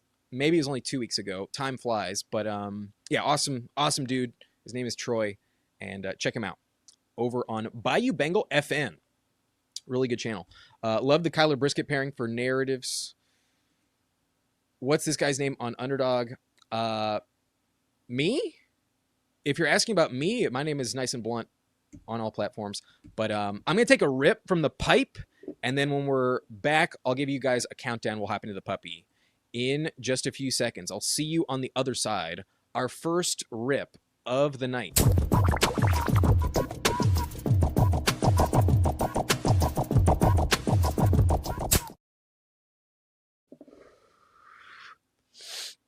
All right, we're ready to go. Let me count it down. We're hopping into the puppy in 10, 9, 8, 7, 6, 5, 4, 3, 2, 1. Let's go. Instafill. I've given you guys the tips. I've given y'all the secret on when to hit the button. Oh shit, there's 2 green badges in here. Shit, that's not gonna be great. I'm behind 0 at pick 5. My least favorite pick. Of course, I get pick 5.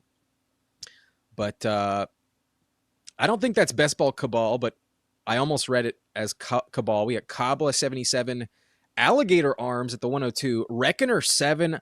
I may have drafted with Reckoner before. Let me know if you're watching in the chat. But 0 in here. Definitely going to review your team when it's all said and done. Thank you for being a part of the blunt rotation, brother. And then, not sure about House of Orange next to me. We got Hartman in the house. Hello, Hartman. Just hit that sour tangy. Let's draft. You know it, bro. Good luck to you. We got P-Punch in again. P-Punch is in every single lobby. P-Punch is a truther, a day one truther. Appreciate you, bro. And then Soup's in here as well at pick 11. If I didn't shout you out and you would like a team review, let me know. Apologies if I missed you. And the only other one I might recognize is maybe JD06, but that acronym, that could be anyone. So yeah, if you'd like a team review and I didn't shout you out, let me know. But a reminder, if you are a member of the Blunt Rotation, if you hit join down below, get a monthly subscription. Anytime you draft with me, you will get your team reviewed every single time. Here's the thing. I have very little JSN. I'm actually very underweight on JSN. I think pick 5 is where I want to pivot the most. But I saw my exposures recently. It's actually less than I would like. I'm at 2.5% JSN. So I think I'm just going to take him. Even if he falls to me later, I usually still go elsewhere at a different pick. So it almost never happens. I don't take him very often.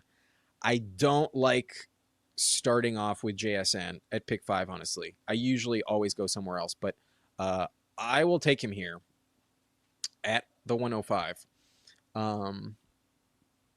We got hockey with thanks for the review. Coleman autoed, hate it, maybe pays off in playoffs at a AA baseball game. Multi-tabling a puppy too. You, Meg, and Fanspeak crushing it. Favorite streamers right now. Appreciate you, hockey. Really appreciate that. And a reminder to everyone, if you're coming in late, didn't hear it, we had Meg on for the first hour. That's the thumbnail. Really fun team, really good time, really fun discussion regarding the Steelers and some takes we have in common. And happy that we got both Skattebo, Rodgers, with Freiermuth on that team.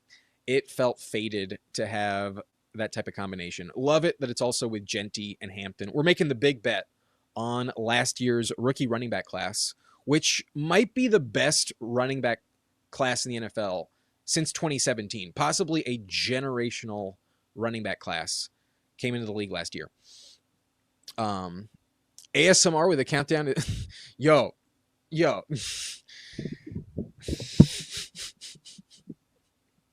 That's some wild shit, man.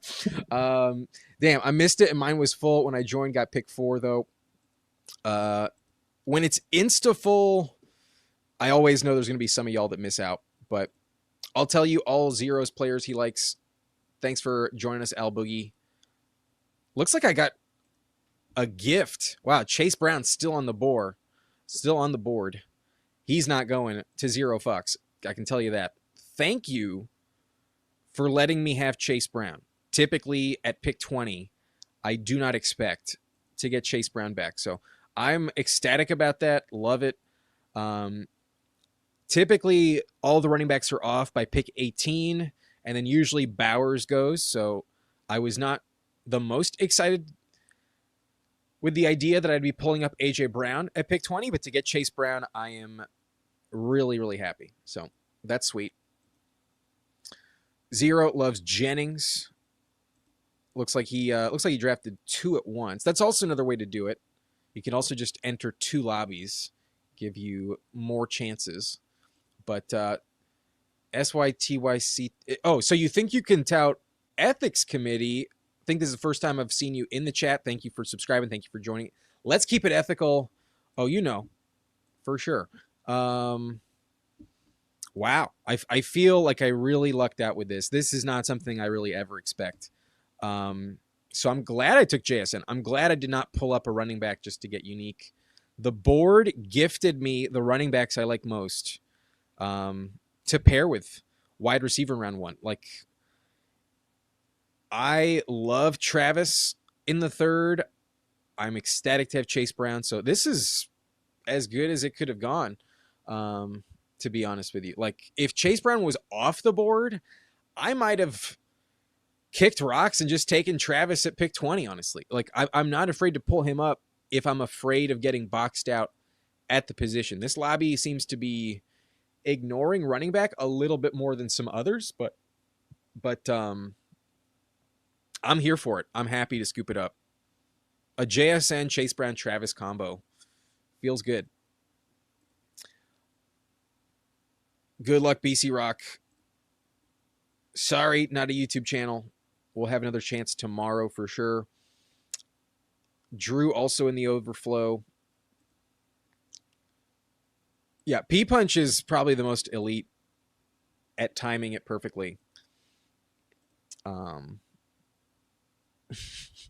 yeah, definitely. Are you also doing a 999 challenge?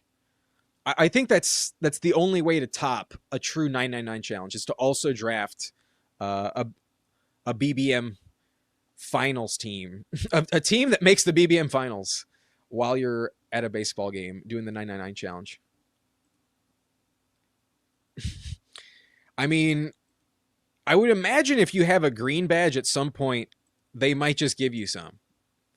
I imagine if you have a green badge or a diamond, you can request it and they might give it to you. But you know what? I'm feeling it. Pick 44. I will take the falling value on Josh Jacobs. Let's go for it. Let's have some fun. I would draft even more Rashad White. Says 0. Check down King for Jaden. He's going to be on the field a lot. That's for sure. I prefer him over JCM, undoubtedly.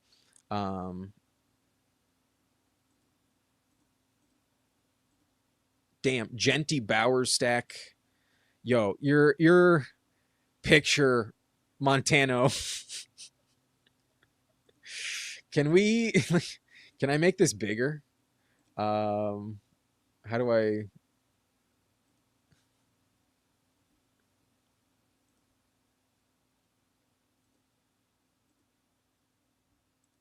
Not sure if I can make it bigger, but love your your picture, bro. Ayuk mugshot for the win. All right, back on the clock here.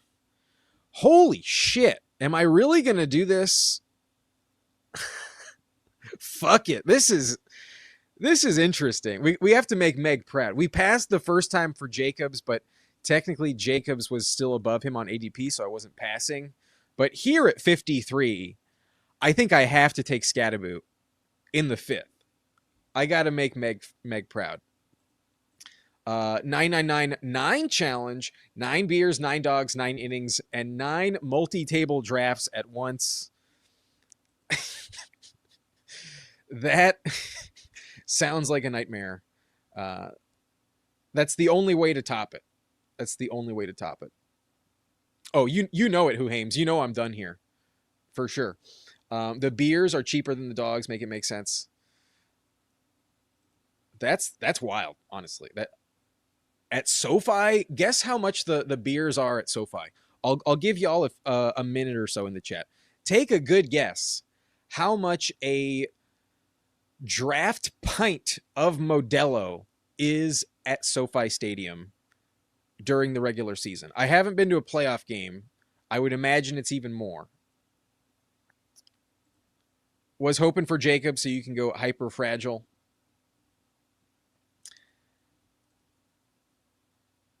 I'm really interested in this roster. I would have never expected getting pick 5 to wind up with this running back build. This is really, really interesting to me. So hope I land the plane. Excited for what happens if I get a really good price on running back. I'm probably going to have to pass, though. So happy to see the board right now. And I'm kind of thinking maybe Tyler Warren is speaking to me. I kind of want to just take Tyler Warren a little bit. But I think I should get in at receiver, and I'm definitely in on Parker here. So who knows? Maybe Tyler circles back, but I'll get my receiver too while I still can. All right, let's see what you guys voted. We got $17, $14.95, $3.50. I wish, Who Hames. I fucking wish. An arm and 3 legs might as well. Francis a little overestimating it at 25. First down was 16, 26, 15, 50, 17, 18. I think 2 years ago it was 17. And then last year, I'm pretty sure it was 18. So 0 is correct. but perhaps I am mistaken. It's either 17 or 18. It's ridiculous. Okay. Almost got him to circle back, but he doesn't make it. I mean, I kind of just want to do it this way. I kind of just want to do this. Yep. Gonna do that. Let's have some fun. Damn, 76, one click away.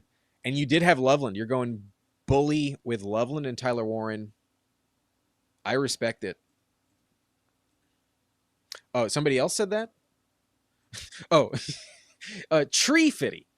Yeah, my mistake, Who Hames. You did not. It's a much different question. Yeah, once you tip, it's 20.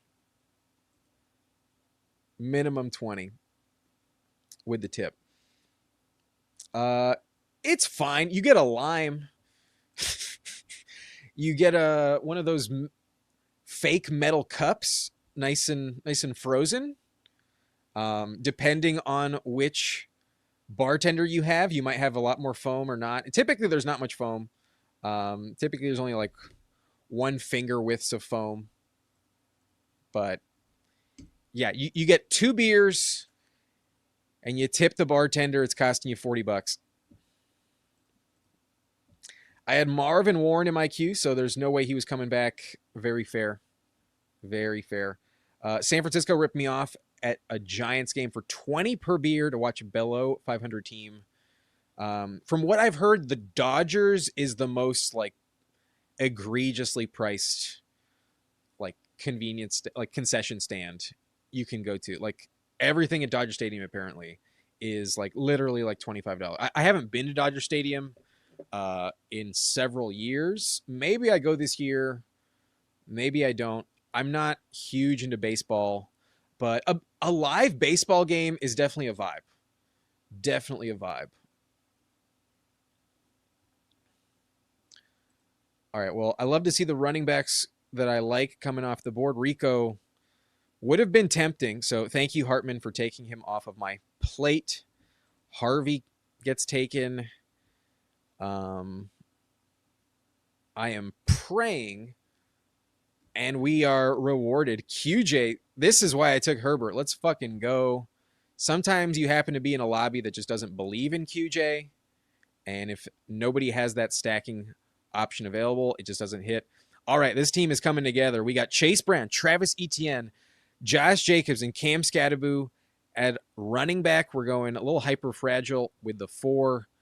Maybe I take a Tank Bigsby on this team just because I can't help myself, but we're definitely ignoring running back for quite some time. But receiver has JSN, better payoff. Parker Washington, QJ, stacked up with Herbert through 8 rounds. This is a fun one.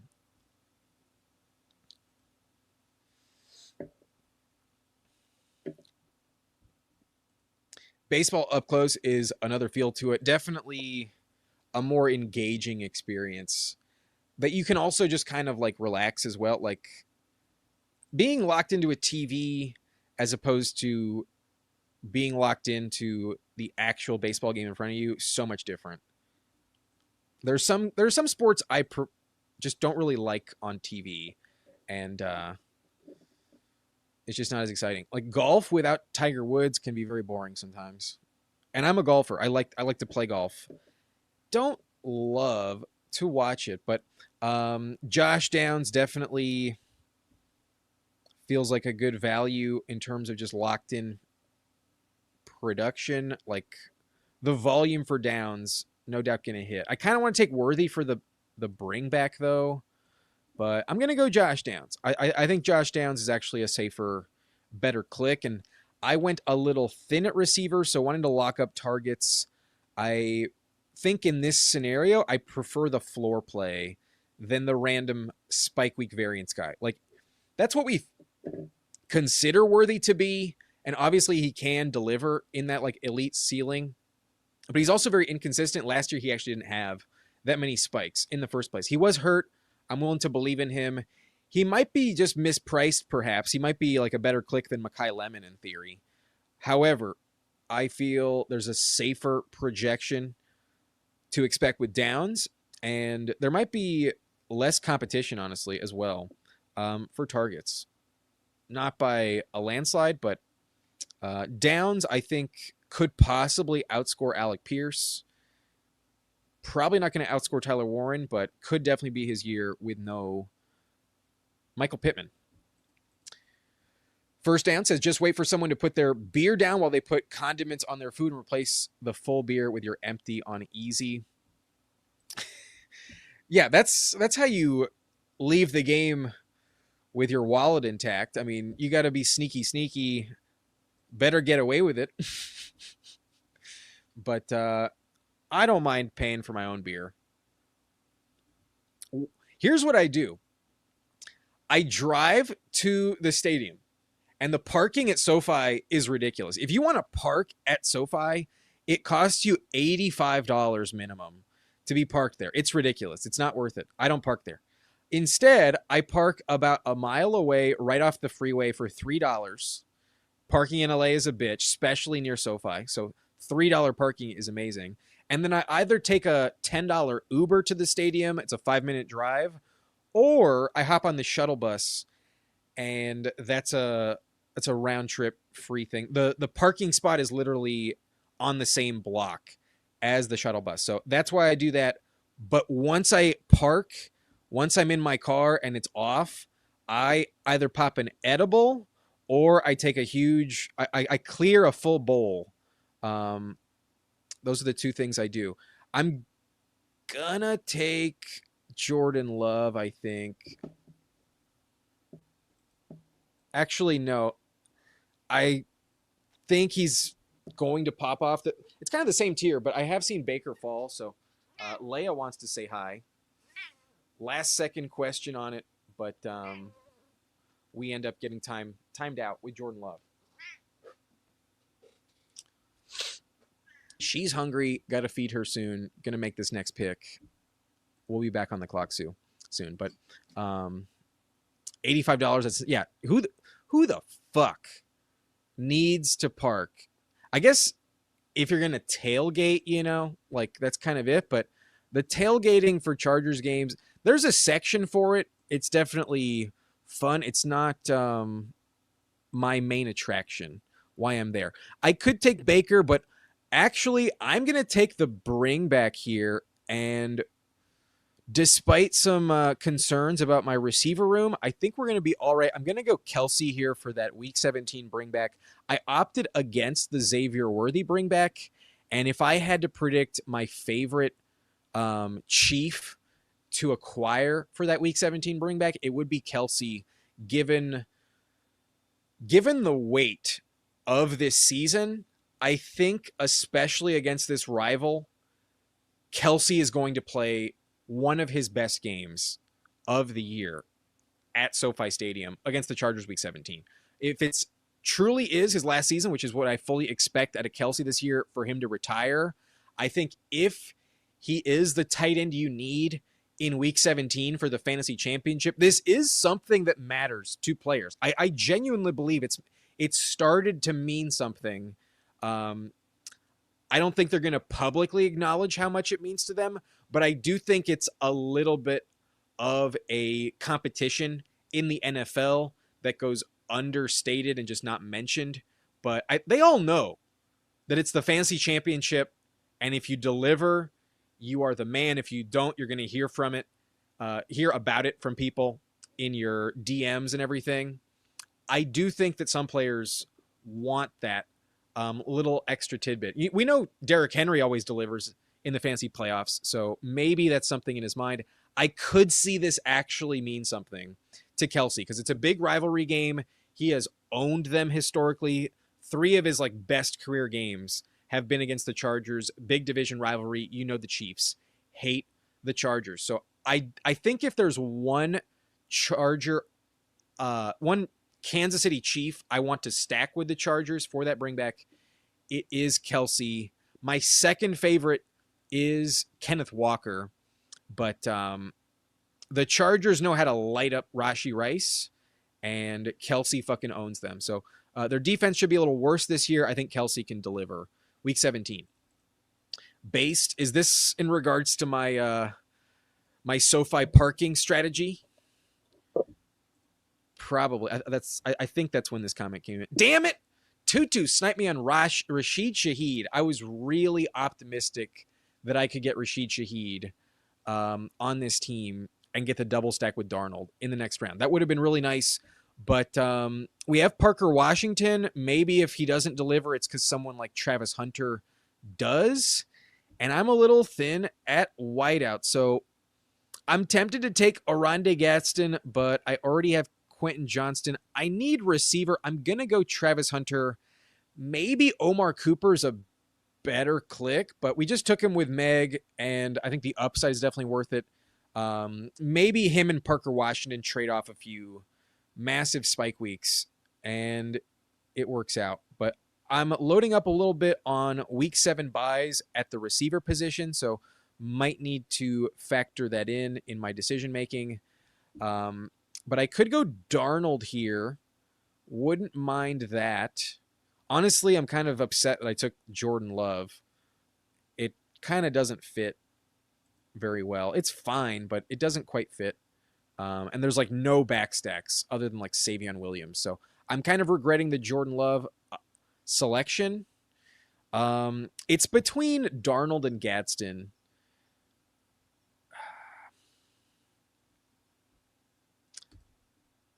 I'm going to take the quarterback. I'm going to go with the JSN Darnold combo. There's a chance that Darnold circled back. There's pretty much no chance that Gadsden circles back. But I don't have many JSN teams, which means I don't have many Darnold teams either. So let's take Darnold today and get the exposures up. However, I kind of regret the Jordan Love click. I kind of wish I just took, I guess, Concepcion. Here's the thing. Where I took Jordan Love, there were not many players I liked there. It was either grabbing a 5th running back, which felt a little overkill, or the falling price on quarterback. And with the Jacob situation, even just everything factored in this year, I do think the Packers are going to want to throw the ball more. So I do like Jordan Love from a fantasy standpoint. It is unstacked here, but I at least have Jacobs. I have a bet on Green Bay. Maybe one of the weeks that Jordan Love doesn't hit my lineup, it's because Josh Jacobs fucking crushes with like 3 touchdowns. And perhaps Justin Herbert just dominates that week. Even if Jordan Love did go off, he'd be the QB2. Maybe Herbert will carry me. So would be nice to have Love stacked up. It's not the end of the world, though. It's fine. So I'm done at quarterback. Gadsden went 154 to P-Punch. Knew he wouldn't make it back. But a very nice price on Gadsden right there. Sustainable Construction says, how is having a cat? I thought about it. Honestly, if you would like a pet, I would highly recommend you get a cat. It is such less of a commitment than having a dog. I kind of view having a dog as like having another child that kind of remains a baby in terms of like, you have to clean up after its poop all the time and like take it out every single day, multiple times a day. You got to have the time to love and take care of a dog. If you don't have the time, just get a cat because it can be a really good relationship that you develop. I'm on the clock. I need receiver for sure. I'm going to go Debo.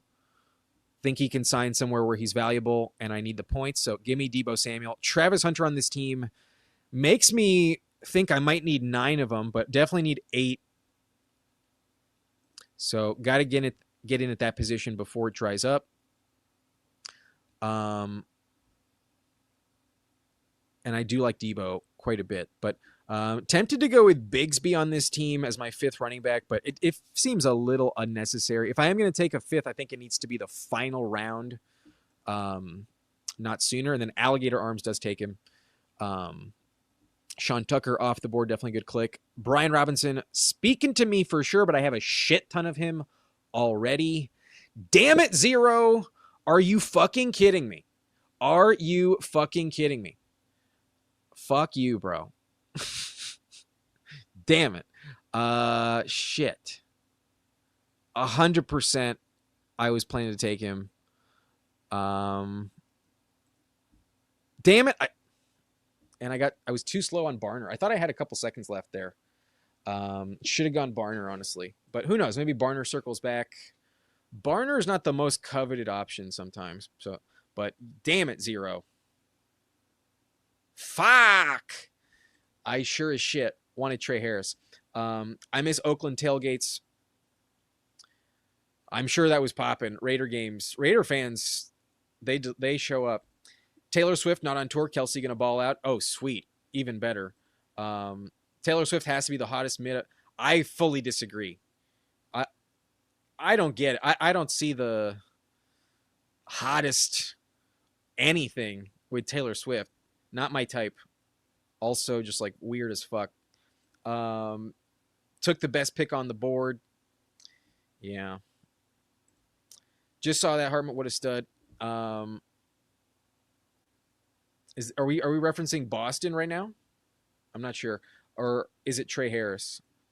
I'll tell my secret hunch. Maybe I am loco. Cam Ward tears it up this year. I don't know about tearing it up top 10, but he's got a chance to be a top 20 quarterback, and he's not drafted like it at all. I do believe in his talent in the long run. And with the Brian Dable addition, along with Wandale in free agency, Carnell Tate, the 4th overall pick, he's got the weapons that he missed last year. He's got the coaching staff he missed last year. I fully expect a year 2 leap out of Cam Ward. The Titans offense could still be dog shit, though. It's possible their O-line just isn't like good enough to really, lock them in as like a playoff contender or anything like that. But I do see a leap for sure with Cam Ward. I think he's a very good click myself. I take him a lot. He's my 2nd or 3rd most drafted quarterback. I think it's Herbert and then Cam Ward and then Kyler and then Rodgers. It might be Kyler over Cam Ward in my exposures, though. But he's absolutely top 3 so far this season for me. Cats are cool if they like affection. As long as you're the human that they decide to imprint on. That's the thing about cats. They choose one person typically. They're not the type of pet that's going to be the same with everyone in the family. And if you have, that desire, maybe get multiple cats if you have like a big family. Because the cat will definitely gravitate a little bit extra towards one person over the other. And that is something to keep in mind. But cats are awesome. Really smart animals, and Barner circles back. So actually, I lucked out with the timeout. We are all set. AJ Barner, come on down. We get Sam Darnold. Let's go. This is a fun team. This is a very fun team. We have 2 clicks left. I want another receiver for sure. Question is, will I go with the 3rd tight end or the 5th running back? I think I'm more inclined to take the 3rd tight end than the 5th RB. But I'm going to save it for the final round. Most likely. I could go Njoku. Could definitely take Njoku on this team.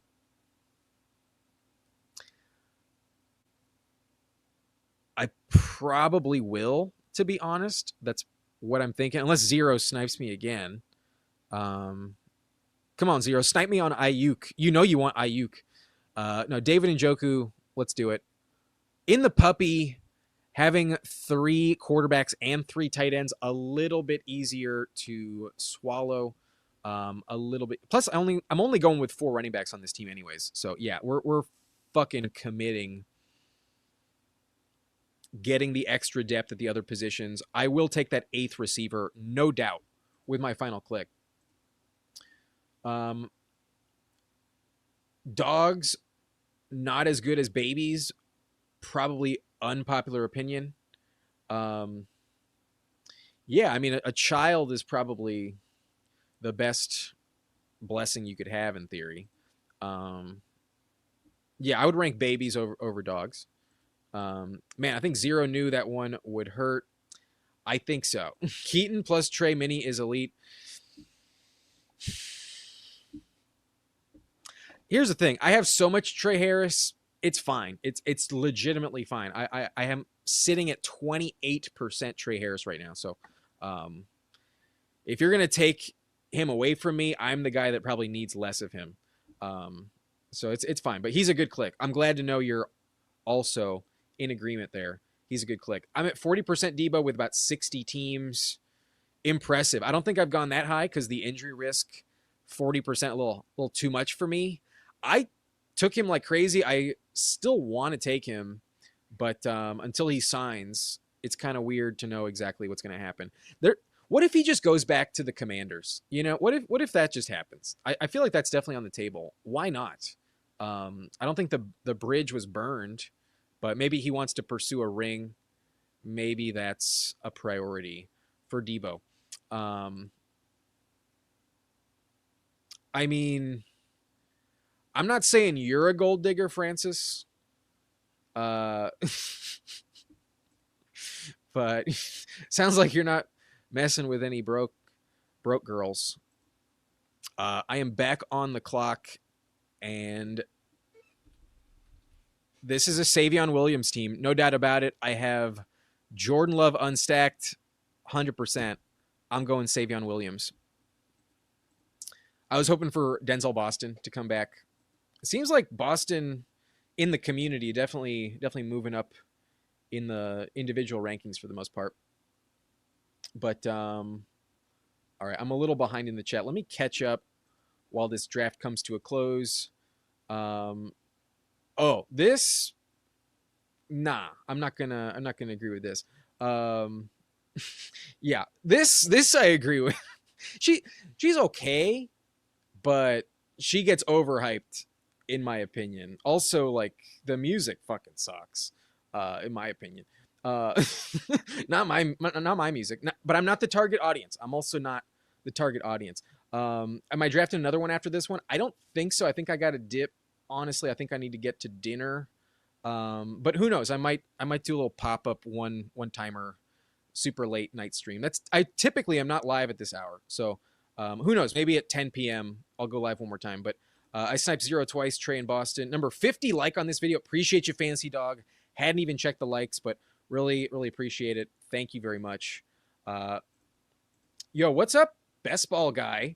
Yo, if anyone hasn't checked out Best Ball Guy, awesome live streamer as well. Toxic Tower, Best Ball Guy on YouTube. Give him a subscription. I'm a subscriber, and I'm looking forward to checking out the live stream with Chad Candles. After this, I am a member as well. I will absolutely check that out when I get a chance. So apparently it digs to the Commanders. I'd be pretty happy. Did that just come in? Looks like. Nah, I'm getting towered. I'm getting toxic. No, I'm not even. No, I know what this is. I've seen this happen before. I know what this is. It did not happen. I don't believe you. We got Frog Clone, Chad Candles, and Best Ball Guy. Normally not in here. If you were regulars in the chat, I would believe you. But no, I'm not going to believe it. Enough briefly to think maybe, but nah. Not falling for it. We ain't Googling this shit. No way. I don't believe you. Don't believe you. Take it somewhere else. Debo is going to go to the Pats or Rams, according to you. The Pats are pretty crowded. Rams would be fun. Rams would be hilarious as a fuck you to Kyle Shanahan. But no, I'm getting towered right now. I know what's going on. Only for a few seconds. But that's typically what happens. Jennings over Tate. All right. Let's review my team. We're done with that shit. Quarterback, we have Justin Herbert, Jordan Love, and Sam Darnold. Pretty solid. The Love click was a little bit odd in the moment, but a 6-pick fall and a good quarterback to have is the number 2, so I'm good with that. Running back, we went hyper fragile. Chase Brown in the second at pick 20. Travis at pick 29 got a 5-pick fall on Jacobs, and then Skattebo at 53 is what's awesome. Basically, I took Skattebo at ADP and then Jacobs fell to me in the 5th round. That's basically how I'm looking at it, right there. But JSN, Parker Washington, Quentin Johnston, Josh Downs, Travis Hunter, Debo, Jeremy, Savion. There's a chance I need a 9th on this team. There's a chance I need more, but honestly, I think I can get it done with this group. I think the Quentin Johnston, Josh Downs selections really saved me, and maybe Travis Hunter's really a bum. Savion could also be worthless, but I do think I'm going to get solid production out of Debo and Jeremy. So I think we're all right. But Kelsey for the bring back, and Njoku for the stack, and then Barner, 14 picks past ADP, also stacked up. Fun roster. Love this team, honestly. I hope Jacobs works out, and then Skattebo, we believe, can be ready week 1. So I think we're all right. So there it is. We got a decent team, and then we also have some team reviews to check out. We got 0 in here right in front of me. Jackson Dart, Daniel Jones, and Jacoby Brissett. I'm not taking Brissett personally, but I know you have some Arizona players on this one, so worth the bet. You're already committed. And no like big ADP value, honestly. They're all right at ADP, so fine prices to take them. Jeremiah Love in the 3rd round, definitely nice. We have Rachaad White as the RB2, so a little bit risky, but don't hate it at all. C-Rod makes it back in the 11th round. That's pretty legit. And then Keaton Mitchell, Dylan Sampson, Nick Singleton. There we go. Pretty legit. Definitely risky. I'm not a fan of Sampson. Keaton will spike, but not the safest bet. Counting a lot on Rachaad and C-Rod, and I don't view Jeremiah as a big advanced piece, but got to mix him in every now and then. The receiver room should be elite, given the context. But we have Puka, London, Waddle, both Arizona Cardinals, so definitely getting the Jacoby Brissett Arizona bet definitely makes sense. And then you snipe me on Trey Harris, one of the best picks on the board. Who can blame you? And then you go crazy, Nick Westbrook-Akine in the final round. The thing is, I have been wondering recently, who the fuck is the 3rd receiver in Indy? So if you're right, if it is Mr. Akine, good luck, man. But yikes, I would never think to take him. 2 years ago, though, he did have, like 8 touchdowns? Your tight end room is where it's at. The tight end room is elite. With Loveland and Warren, you got Tyler Warren, 10 picks past ADP. You were unwilling to give him to me. And then you also got Loveland 6 spots past ADP. Very legit. Pretty dope. All right. Good luck at running back. I think you're going to need it, but receiver's dope. Tight end is elite. And then quarterback's fine. As long as these 2 are healthy, you're in business. But this pick I don't think works out. And that's where I just fade Arizona entirely. But gotta mix it in sometimes. Gotta do it on occasion. I respect it. So thank you for drafting with us. We got Hartman in here as well. Definitely want to check out Hartman's team. He has Hurts and Tyler Shuck with a 2.583, drafted from the 8 slot. Derrick Henry, David Montgomery, a nice fall on Monty. This was a weird lobby for running back prices. So nice to get him at 56. And then we got Rico, one of my favorite clicks. Brian Robinson, also very good discount, good click. And then the swing on Marshawn Lloyd. Hell, if I'm wrong on Jacobs on this team, then Lloyd at the moment is the talent bet in Green Bay, but probably gets hurt. I do mix him in myself on occasion. So very balanced, very legit, and a very good handcuff, and then a risky handcuff, but has very high upside for sure. Amon-Ra, Lad McConkey, Jordan Tyson, Xavier Worthy, little bring back there. I did not let you get Herbert, though. You might have been pissed. Trey Tucker, I think, is a very legit, very good click. We're coming around on Boston. I'm not trying to be super overweight on Boston, but given the price among the Cleveland pass catchers, Boston probably is the most exciting, in my opinion. Probably worth the click the most at 160. Branch, though, solid path to get on the field, so a legit click as well. And then Ayuk at 209. I guess he just has to get drafted, right? But come on, man. I'm sure you... At this point, I think I'd rather go Tyreek Hill than Brandon Ayuk. I think so. But McBride, Kittle, and Goddard on this roster. So a trip tight end with the elite option with Kittle definitely can afford it. The tight end room is fucking awesome. Quarterback could be a little better stacked, but obviously I prevented you from getting Herbert. You also must have gotten sniped perhaps on Goff if I had to guess. Where did Goff go? Yeah, Goff went 97. So getting Shuck there with Tyson, definitely viable bet for sure. And then you have a nice little bring back with Ladd and Worthy. That could pay off as well. Yeah, fun team. Very, very balanced, honestly. Genuinely, like the luxury pick of Kittle on this, or maybe it's Goddard. One of the tight ends might be a luxury pick, but I think you get away with it. I think it fits. Obviously, Hurts is stacked up with Goddard, so that makes sense. And then the bring back with Kittle. Really balanced, really good team. Hartman knows what he's doing. The receiver depth a little shaky, but obviously worth the risk with a stud up top. I think it's a good team. Really, really good team. Good luck with Ayuk though. Good luck on that. Who knows? P Punch in here. Once again, he has Josh Allen on this one. Pick 39. So in the 4th round. Love to see it. Cam Ward and Aaron Rodgers. Very fun. Very good quarterback room. Hampton, Jadarian Price, Jalen Warren. You know, I like Rico, but Warren went 87. A good little discount there. Not going to fault you for that, but I think Rico was on the board still. Dobbins, past ADP. Same with Mason. So this was a really interesting running back lobby. Glad to see you scooped up. Every single one is past ADP other than Hampton. Like Price even fell 5 picks. They're all at a big discount. Glad you took the value. Looks pretty good. But if Neighbors crushes, you are in really, really good company here with CeeDee Lamb, Neighbors, Carnell Tate, Mekhi Lemon, Myers, Ridley, and Torrey Horton.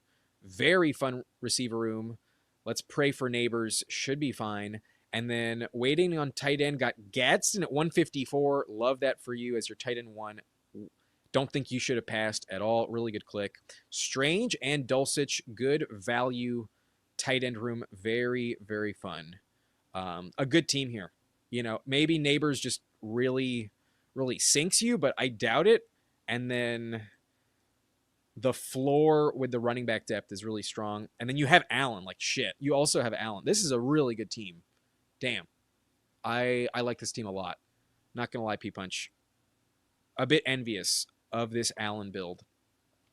Soup's also in here, the last team to review. Don't think anybody else mentioned it in the chat that they're in here.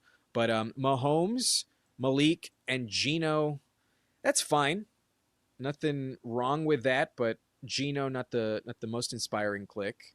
I think it's fine, though. Cook with Walker stacked up. Bucky at 59. A fair price to take him. Also got Tootin in the 6th, so strong running back room. You can tolerate the Bucky risk. Should work out. And then also got Ramondre at 83. Yeah, this shit was weird. Some very odd running back prices in this lobby here. Devontae, Rashee Rice at the bookend. Really good fall there on those two. Rice is in the 4th. Romeo Doubs, Matthew Golden, Stephon Diggs, Jerry Jeudy, and A.D. Mitchell, Juwan Johnson, Kenyon Sadiq, and Jake motherfucking Tonjes. Fun room. Receiver might be a little bit thin, but as per the news, according to Best Ball Guy, we got Diggs as a commander. Good luck with that. I think he's a Las Vegas Raider, more likely than not. I think he was going to go to the Raiders if I had to put money on it. Yeah, running back room is awesome. Quarterback room is a little mid, but with Mahomes, it definitely has what it needs, and then he is stacked, so very fun receiver room. Yeah, complete team. I like it. The safety with Tonjes until Sadiq also gets healthy and contributes. Very legit strategy as well. All right, I think that's going to be it. I'm pretty sure. Don't think I recognize anybody else drafting with us today. So that's going to be it for me. Let me catch up with the chat since we got tower bombed or whatever I think that's what it's called. In all honesty, like my favorite spot is the Raiders, but if he goes to the Commanders, that's not bad. It's not my favorite thing, but it's not bad. We'll see what happens. He's definitely signing somewhere, that's for sure. GG's on that though. At least I didn't Google it. At least I didn't fall that hard. I think I have a problem when I'm not drafting. I watch you draft. I mean, at least it preserves your bankroll to not be drafting. But nice Jacobs price. Yeah, definitely had to take Jacobs there at 44. I knew you weren't going to pass 0, so had to take him at 44. Travis Hunter is Adam 22, but he don't even get to practice. If he can get the snaps, then Travis Hunter's a very, very good click, but it's a gamble for sure. Appreciate it. C Money. Is Diana Rossini's husband in the NFL? I didn't know about that. I don't think Brisket is going to play in Arizona. That's not a terrible call. Honestly, it's not a guarantee. Not at all. Dion Burks, haven't taken him yet. Isn't he in Indy? Yeah, I think I'd rather go Burks than Nick Westbrook-Akine. But they could both be worthless. I've drafted all the scrub Colts receiver in hopes of landing a good one. Good luck, and respect to you, Zero. Damn, Zero finishes 3rd. Sadly, Hartman moves on. I did really like Hartman's team. I also really loved P-Punch team. P-Punch had a great team as well. But I got the MVP this year. I have Herbert, so my team's going to automatically advance. What's up, Jedi? Catching it late. I think we're going to be out after I catch up with the chat here. We're going to take one last rip from the pipe, though. Definitely going to do that before we leave. So if you haven't done so, if you would like to smoke with me, you can join me. I'll be back on the other side here.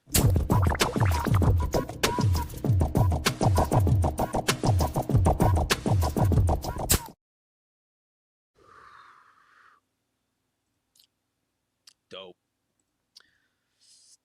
Never click Brisket, but with 3 Cardinals, I'm down to mixing it. Yeah, you were committed. I might have just gone Carson Beck, though, just to really hit full send. Because I think Beck will be the quarterback in the fantasy playoffs. And Brisket might not even be there week 1. Who knows on Brisket right now? It's quite a gamble. Drafted way too much Brisket, forgetting that the Cardinals don't care about winning. Yeah, even if they cared, it's probably not going to be the same offense as last year. With Jeremiah, they will run the ball much more effectively this time. Should have been Kirk. Then you finish first 0. Considered Rodgers over Trey Harris, but with 3 Cardinals felt pointless. Yeah, I think you were definitely locked in to a Cardinals quarterback if you took a 3rd. Kirk is a smash. I'm not sure about that, C Money. He could be. I'm not sure about that, but he is free.